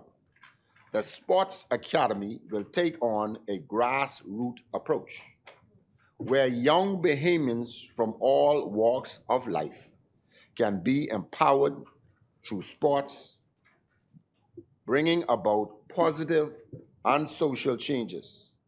This program will also be executed in Grand Bahama as well as the Family Islands.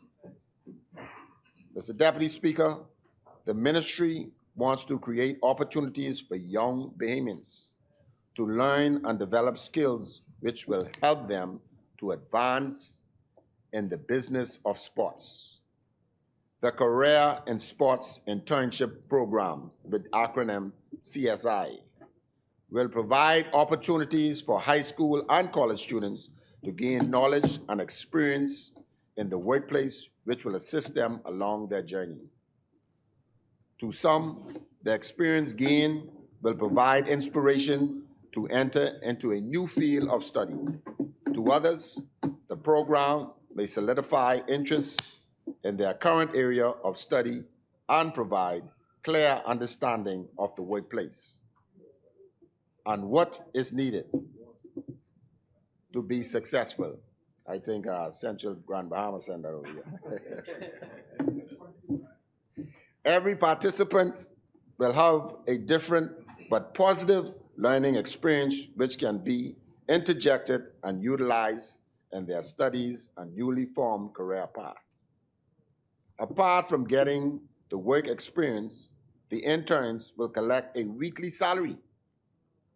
Some $70,000 is allocated for the successful execution of the CSI program. You see, Mr. Deputy Speaker, once again, we paying the youth so that they could be empowered. That's this Davis-led administration. You know, God is good. Mr. Deputy Speaker, on the heels of the Bahama Games and Summer Employment Program is the Carifta Triathlon Championships, which will be held the 26th through the 27th of August, 2023. 29 Caribbean countries will participate in the Carifta Triathlon Championships. The staging of this international event demonstrates once again the country's diverse capabilities of hosting any major sporting event. It is also solidifies the prowess of this small but mighty country. I must commend the Bahamas Triathlon Association for their preparation being done to host these championships. It is a great opportunity to showcase the sport to the public, the Bahamian public, and the Bahamian sporting excellence to the Caribbean region once again. The government of the Bahamas is in partnership with the BTA and has committed to financially supporting the event at a tune of some $75,000. The executive members of the BTA Association will transform the Goodman's Bay area. The picturesque backdrop is perfect for the swimming segment. Cyclists will then jump on their bicycles and head west into the Cable Beach area. After a grueling but beautiful ride, these young and future Olympians will run a mile to the finish. This is another Sports in Paradise initiative, which I encourage local vendors to be a part of. Interested persons, whether you want to assist as a volunteer, contact Ms. Laura Roach at 376-0062, 376-0062, or the Ministry of Youth, Sports, and Culture, and we will be more than willing to direct you. It is my hope to have Bahamians fill the Goodman's Bay Park and line the streets to cheer on members of Team Bahamas and visitors alike. Mr. Deputy Speaker, no other Caribbean country within this region,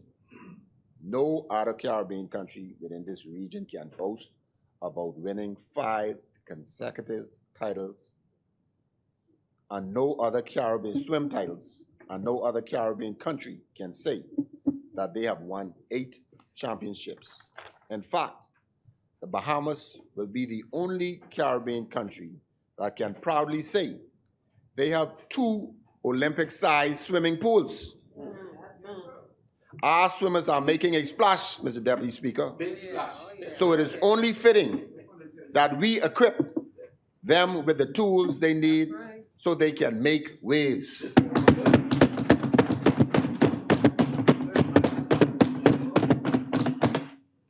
But 18 months ago, they said they're riding the wave with Brave. So we're making more waves.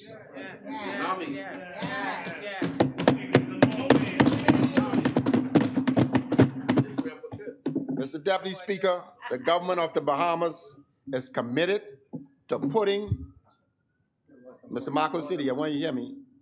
Leave him alone, St. Barnabas. Let him listen to this. The government of the Bahamas is committed to putting an Olympic-sized pool in Freeport, Grand Bahama.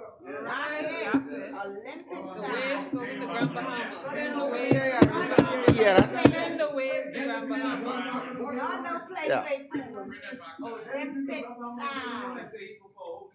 No. Don't worry about that. That's coming. Next week, my deputy will talk about that. So don't jump the gun. Let's stay in the spirit. The government of the Bahamas is committed to putting an Olympic-sized pool in Freeport, Grand Bahama. Because of this investment, Grand Bahama will be able to compete at home and host major international meets. Here in the capital, upgrades will be done to the Betty Kelly Kenny Aquatic Center, which is a part of the preparation and process for the 2024 Carifta Swimming Championships. This will be another major investment by the government of the Bahamas. The Davis-led administration is committed to putting the necessary infrastructure in place that's needed to promote sports and stimulate the Grand Bahama economy. Mr. Deputy Speaker, I want them to understand. We decided to put my good colleague who is here absent from Pine Ridge. We had a conversation. I said, you know what? There's no attraction in Grand Bahama. That's facts. They would agree with me.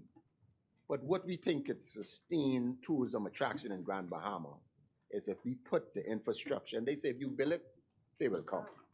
And so we believe by building and putting this Olympic-sized pool in Grand Bahama, we will be able to attract all of those NCAA schools and schools from Canada and the far cities that in the cold time, they could come to the Bahamas, train, sports tourism. We're gonna finish that GB complex and continue to bring more people to the shores of Grand Bahama. It's just results. Just results.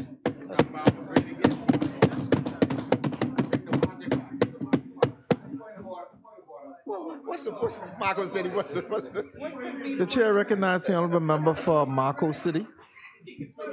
Mr. Deputy, I just want. Are you finished on the pool, or you have more you want to say on the pool? I have more. Okay, let me pause.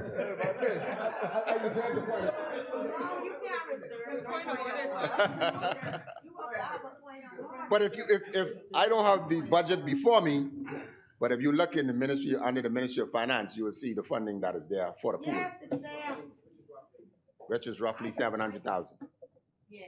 So look in it, find it. Look in the Ministry of Finance, under the Ministry of Finance. Don't take too long, because I ain't gonna be up here much longer. That's right. The chair recognizes the honorable member for Marco City. Thank you very much. As I've said, we have a former Olympian, Mr. Deputy, on our side. Listening at home, we have another Olympian on our side. We're committed to taking a bipartisan approach on these kinds of matters because we understand the value of culture and sports, et cetera. It would be regrettable if the minister forfeits an opportunity to benefit from commitments already made in terms of the transformation of the GB complex. As I've communicated to your ministry on numerous occasions, the Grand Bahama Port Authority, no less than, and we are on the public record, Sarah St. George committed while I was in the chair, $1 million to the 50-meter swimming pool. That is resources committed by the Grand Bahama Port Authority, and it is my hope that in addition to the $700,000, because I would be extremely surprised if $700,000 can get you to the finish line with a 50-meter swimming pool. It is my recommendation that you approach the Grand Bahama Port Authority so that they can consummate the relationship if it has not already been consummated. But we support the build out of the GB complex. This is called co-branding. That's not co-branding. It has nothing to do with co-branding. It was a contribution. You want to make sure that you were there, make sure that you made it happen. You were the chair, so you got the $1 million. Mr. Honorable members, order. Members. Mr. Deputy Speaker, I hear Marco City, and we are quite aware of the commitments that were made in the past. I have it on file. The file is still there in the Ministry of Youth, Sports and Culture. And please note that we know that there will be a PPP involved in finishing this project. Yeah. But back to the people in Grand Bahama. Thank you. Let's get back to them. You will see more events taking place in the second city. That's right. This on top of the major international events that were held there over the year. I brought you the NACAC champions. I brought you the island relays. And all of you all were happy. That's right. This minister, this administration, this prime minister, we care. We care for you. We are bringing the wave in the north. That's right. This prime minister is committed to putting the magic back into the second city. Magic is The back. ministry is ready to lead the charge. Yes, sir. So, get ready, Grand Bahama. Let's go. Yeah, we coming, Grand Bahama. We coming. The way we coming, Grand Bahama. Mr. Deputy Speaker, this David-led administration will also assist with the Goodwill swim team that is traveling to Kingston, Jamaica in August to compete. That team will travel on board the national flag carrier Bahamas Air, and the financial assistance was pegged at some $50,000. Madam Speaker, Mr. Deputy Speaker, sorry. The year 2024 will also be the year the Bahamas welcome back home the world. Everyone knows that the Bahamas is the home of the world relays. Athletics or track and field, as we know it, is the preeminent sport in one of the world's greatest sporting spectacles, the Summer Olympic Games. The Bahamas is a heavy hitter in track and field. Only the previous administration did not realize how powerful of a punch this small country throw. The previous administration canceled the World Relays, denying opportunities for our athletes and economic injection to the country. I am here to tell you that my prime minister, your Prime Minister, Yes. Mr. Philip Brave Davis, Yes. brought our things back home. That's what I'm talking about.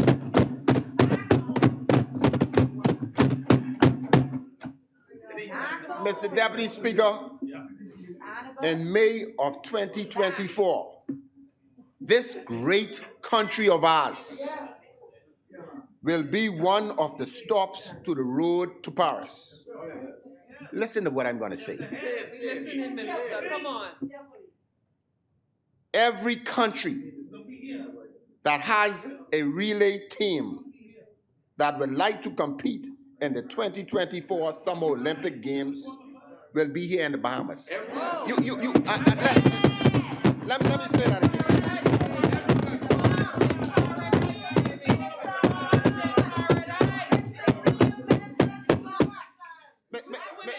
Mr. Deputy Speaker, World Athletics made it mandatory that if you want to qualify for the Olympics, you got to come to the Bahamas. You got to. Or else you can't go Paris. So this is the road stop to Paris.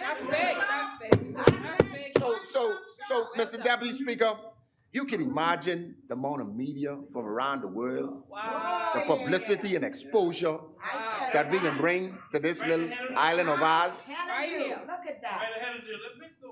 You can't even pay for it. You're working, sir. Just results. Well, and you know what? Let me say something else. The track, the brand, the new brand of track they intend to put in Paris, the first one is going to be put right here in the Bahamas. The first one. So we're going to be putting on a brand new track. So all of the athletes going to get the first time to taste this new track in the Bahamas before they go Paris. It's all because we care. And it's just about results. Dr. City, you love that. Yes. Just results. You support it. Thank you. Just results.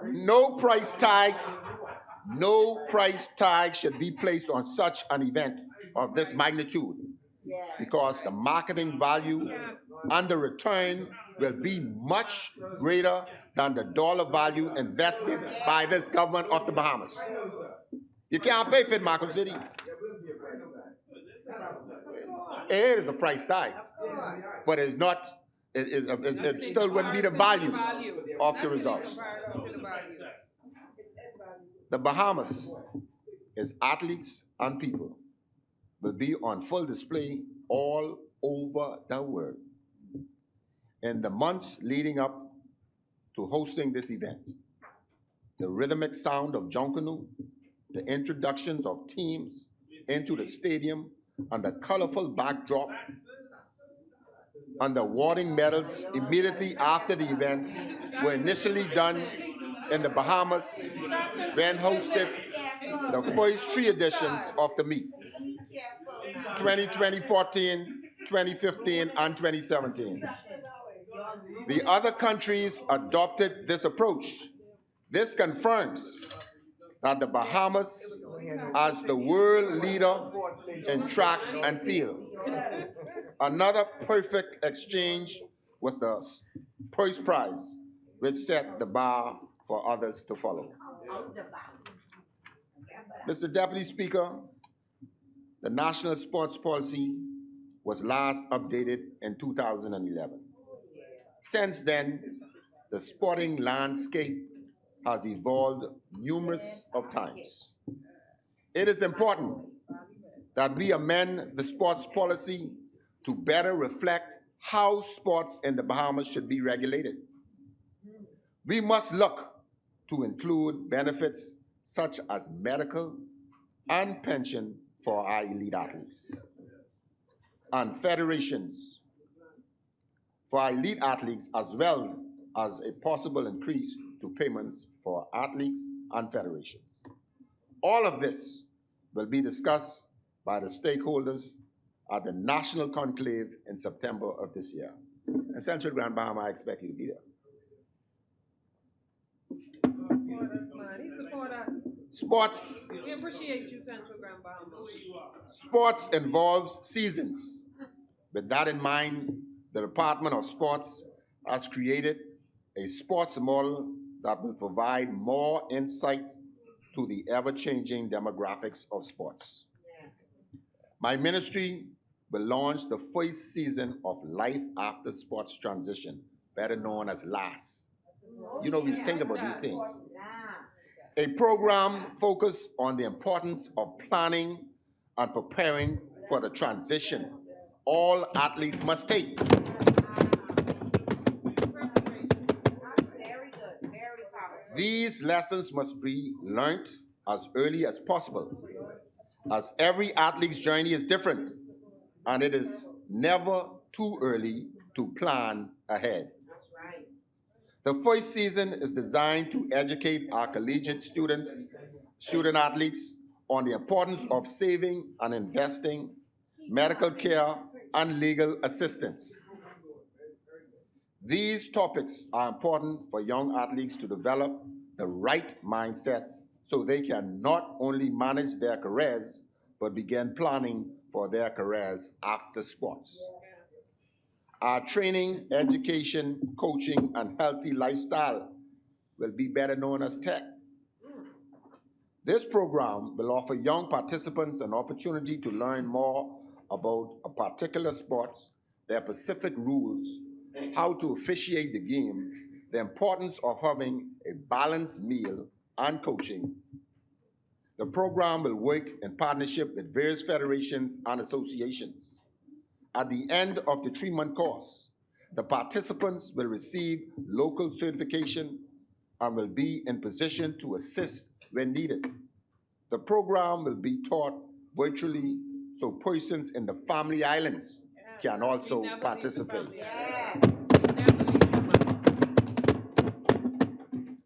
Mr. Deputy Speaker, the Learn to Swim program is set to return at the South Beach pools. As access to the pools are limited, many young Bahamians grow up not knowing how to swim. Swimming is not only about being competitive, but being confident in your abilities while in water. The after-school program will be launched in February of 2024 and will run for 6 months. It will be open to all Bahamians. These are all new initiatives that will be implemented this year and will tie in with our successful programs that's under my ministry's banner. Mr. Deputy Speaker, the ministry is now speaking just as Ministry of Education with more than 20 NCAA and NAIA colleges, with the hopes to invite them all down in the month of October for a college fair. The college fair is important for high school student athletes interested in attending and competing at the collegiate level. This will let them connect and gain important advice from college representatives. Mr. Deputy Speaker, the month of November is National Sports Month, and this year, the ministry is expecting to introduce new programs and events for this important year in our country's history. As it is important to develop plans for the future, it is also important to recognize and celebrate the accomplishments of the past. Plans are underway for the hosting of the Hall of Fame inductee ceremony and the return of National Sports Awards. There are also plans to host a celebrity golf tournament where locals can play with our recognized athletes from this year's Hall of Fame and National Sports Awards. More details will be forthcoming on this event. Mr. Deputy Speaker, as you are aware, the qualifying window for the 2024 Olympic is open, and there are many Bahamians who are in pole position to advance through the qualification rounds. The various qualification events include the Central American Caribbean CAC Games in June, the FINA World Championships in July, the World Championships and Pan American Games in late October. My ministry will lend financial and moral support to all federations and national teams as their quest to Paris begins. Mr. Deputy Speaker, in order to develop sports and continue to host major international competitions, facilities must be at the high standard. The investment made into facilities upgrades have been plentiful, and it will allow the Bahamas to make even bigger strides in sports. We have seen tremendous improvements in New Providence and will now turn our attention to upgrading the facilities in the Family Islands. New softball and baseball fields is presently being built in Cat Island. Those aren't the only sporting facilities that will be constructed in Cat Island. The island will also have a new track and field facility and new basketball courts. Exuma, Abaco, Andres, Elutra, you're on the list too.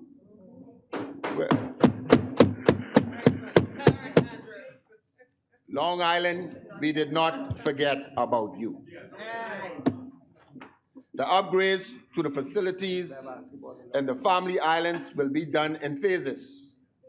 Those islands with existing facilities will see improvements in phase 1, and those islands in need of new facilities will be done in the latter phase. I would have mentioned Grand Bahama and the plans to have the Magic return to the second city. The upgrades to the Grand Bahama Sporting Complex is top priority for this Davis-led administration. Improvements will be done to the complex and other existing fields.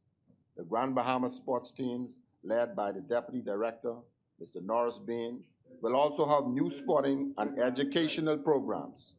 Student athletes, as well as professional and elite athletes, will have the option to train right at home.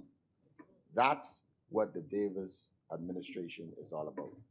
We are presently now in negotiation with some private partners to ensure that we get that JB complex up to standard. Mr. Deputy Speaker, as you can see, sports is on the move. As I would have indicated in the opening, the Bahamas is the envy of the world, and we will continue to be the shining jewel. Yes. Mr. Deputy Speaker, I now turn my attention to the investment in youth through the Division of Culture. The mission of the Department of Culture is to enable a vibrant Bahamian culture that celebrates, preserves, promotes, and stimulates cultural expression, heritage, and economy and community life. In each fiscal year, the Division of Culture implements programs, workshops, events, and other opportunities to support our cultural practitioners of culture and, in the process, produce new entrepreneurs. It is our passionate mandate to change the face of the cultural sector by investing in more supportive, dynamic, inclusive initiatives. Mr. Deputy Speaker, culture enables citizens to identify who they are. It is a human right for a citizen to experience and participate in the culture of their country. A country's culture identified consists of shared core values, shared beliefs, shared attitudes, and shared behaviors and practices of a people. Every country must be concerned about its national and international identity and must always invest in its people, its agents of culture.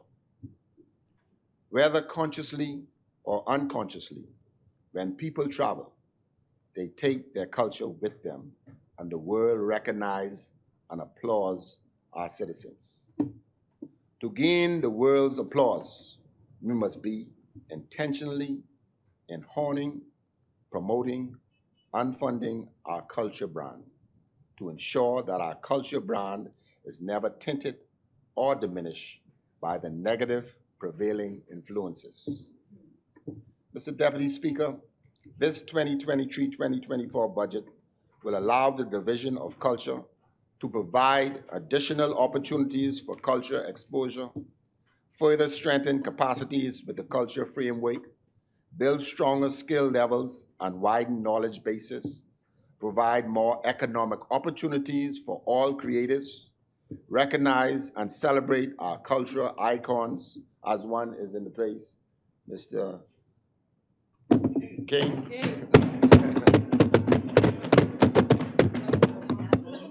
Well, Francis, Francis, we got a lot of valleys in here, but I didn't, No, but. Saxon's in there. Only couple Valley in here. Valley is in Saxon's here. here. You are correct. Three misguided valleys in Yeah, Well, only okay, three. okay. Only three. We will, Joe Bad. we will continue to broaden the national educational platform to highlight those values that make up the cultural national identity. Mr. Deputy Speaker, the E. Clement Bethel National Arts Festival, the Bahamas' only cultural festival held in almost every island and key, has just finished and was once again well received by residents in each island. Over 3,000 persons participated and displayed their talents.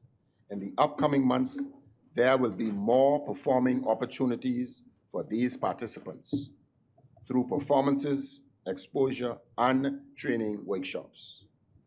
The National Junkanoo Development Program saw the return to face-to-face Junkanoo to majority of the islands, with Abaco Senior Junkanoo Parade being held last week. The Junkanoo season runs from December to June, and there will be an increased focus on strengthening the capacity to do Junkanoo and increase the standard in the family islands through workshops. Performing and fine art workshops will be held throughout the year to assist the launch of the National Performing Arts work by helping to build the skills level and knowledge-based capacity for cultural practitioners. Year-round cultural events will help to provide economic and performance opportunities for these include the Culture Under the Stars, a performance opportunity for up-and-coming stars, artists. Culture in the Park, community-based events proposed to bring persons together to support each other. Independence Heritage Event, events focused on cultural heritage. National Cultural Heritage Month events, celebrations of practitioners of music, dance, fashion, visual arts, culinary arts, and film. There will also be an increase in cultural presence and promotion in the Bahamian society through television and radio programs and the social media platforms on cultural topics and educate, inform, and celebrate culture practitioners such as the Bahamian Dialogue Series. In addition to art exhibitions, visual arts education will be facilitated through the creation of community art murals that promote and reflect a cultural topic. After school and summer cultural arts programs will continue to be conducted, with one specifically designed for males to expose young people to the arts. A cultural expo will be held to educate on the importance of culture to the society and inform and inspire those who may want to make culture their career. Mr. Deputy Speaker, all of these programs are ways to strengthen the cultural sector, which in long term will benefit the people of the Bahamas by informing the national cultural identity. Our culture determines who we are as a people. This Davis-led administration will do all what it needs to preserve, promote, and support our cultural heritage. You will see more in this 50th anniversary celebration as we move into the next 50 years as a nation. Through the Division of Youth, the Department of Sports, the Cultural Affairs Division. My ministry, through its youth initiatives, cater to some 34.7 of the country's total population. Youth are the foundation of our nation, and as such, comprise the primary building blocks that activates its development.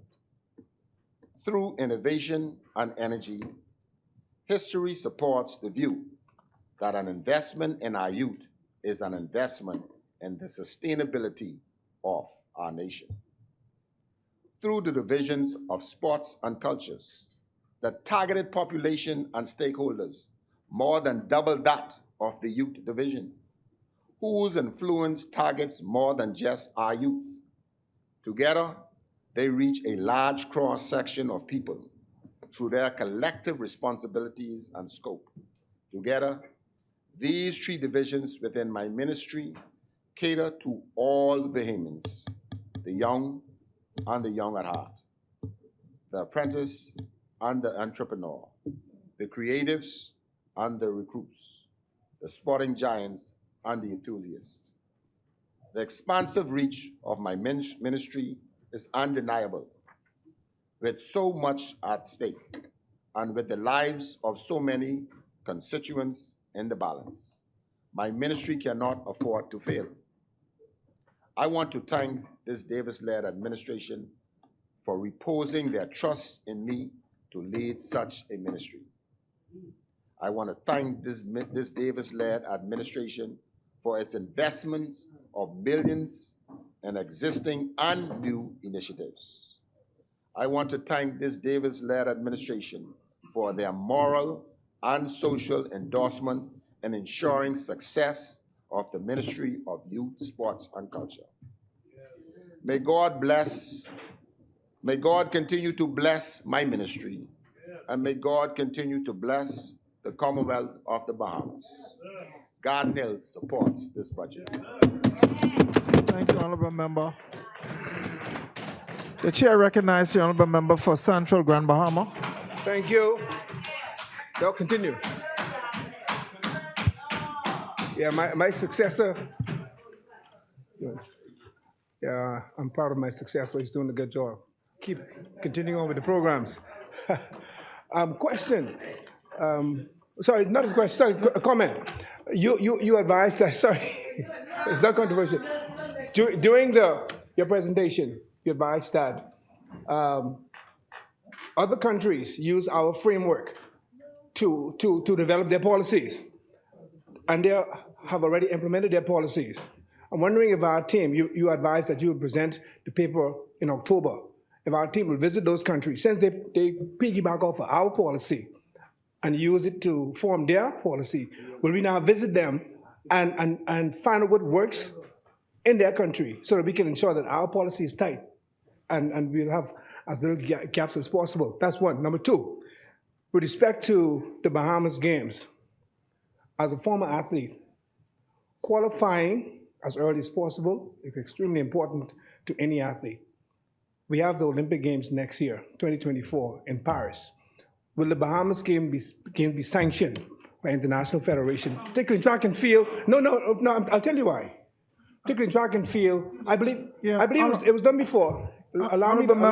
Can you quickly wrap up? Yeah, Because, allow me. Question and answer in track comes and field in track and field and swimming, because what happened, you allow the athletes to qualify early. It happened before in the past where the record was recognized. Yep. It happened in the past. So I'm wondering if thought was given where some pressure could be taken off the athletes, because you will give them another opportunity, and the best of the best will certainly be home to compete. So again, it's a question that I thought about when I was the minister, and I'm wondering if it is on the table now. Let me take the second question. Go back to the first question. All international sporting bodies has identified the Bahamas Games as one of them. It's the major game within the Bahamas. As you would have heard if you on the radio this morning, that we had to drop bodybuilding and weightlifting from the Bahama Games because they were suspended internationally. And because they were suspended internationally, they could not compete in the Bahama Games. And so therefore, the reason we are having track and field the last 3 days of the Bahama Games because the B3As will use that as their national tryout for their competition for the Olympics also. And so these games are not just games in the Bahamas where we're playing, but the international world is looking at us and is expecting us. We also will have the anti-doping and all involved in the Bahama Games as if this was an international competition. As it relates to the national youth policy, I would have said it earlier that I would have met with the leader of the task force who they will do all their research and go wherever they have to go to ensure that we are upgraded and on par where we need to be and meet the needs of the young people in this day and time so that when we pass this, we don't need to look back at it again. Ms. Wells, I can't remember her first name right now. She's a Wells. She's a Wells. Yeah, can't remember the first name right now. Thank you, Honorable Member. The chair recognizes the Honorable Member for St. Barnabas. Thank you, Mr. Deputy. The honorable member, you and I have spoken about this before. I have been a proponent for, you mentioned the Hall of Fame ceremony. I've been a long proponent for a physical Hall of Fame building that has the ability to bring in income, but most importantly, being able to put our athletes and all of those persons who are in the Hall of Fame, to put them on display. I'll just say very recently, the leader and I visited Ray Minus's family's home. And of course, naturally, they have a shrine, as they should, to Ray Minus. But these are things that can be in a physical building. And so I would encourage the government to truly look at it so that we could begin the process. It's something we need in our country, not only for us, but the ability for it could be income producing. Tourists can see our athletes on full display. And for that, which I would agree with you, is that as we continue to upgrade these present facilities, you would discover if you come in the ministry about Marco City and Central Grand Bahama, but no, we had all the plaques of the Hall of Fames lying in the ministry and nobody could see it. And so the intent is once we finish the upgrades of these present facilities, the Kendall Isaac Gymnasium, we will take all the basketball players out there and hang them in the gymnasium so people can see. We will do with the track, we'll put them in the Thomas A. Robinson, the baseball, we'll put them in the Andre Rogers. So we will be moving all of those plaques out of the ministry. So in the short term until we get that building so that when people enter those facilities, they will see our Hall of Fames. Hall of Famers. Thank you, Honorable Member. The chair recognizes the Honorable Member for Which West is one Grand of the Bahama and reasons why Bimini. the Walk of Fame was created, also leading to the direction which you spoke about. So it eventually will be there because it does make sense. No, fully understood, fully understood, fully understood.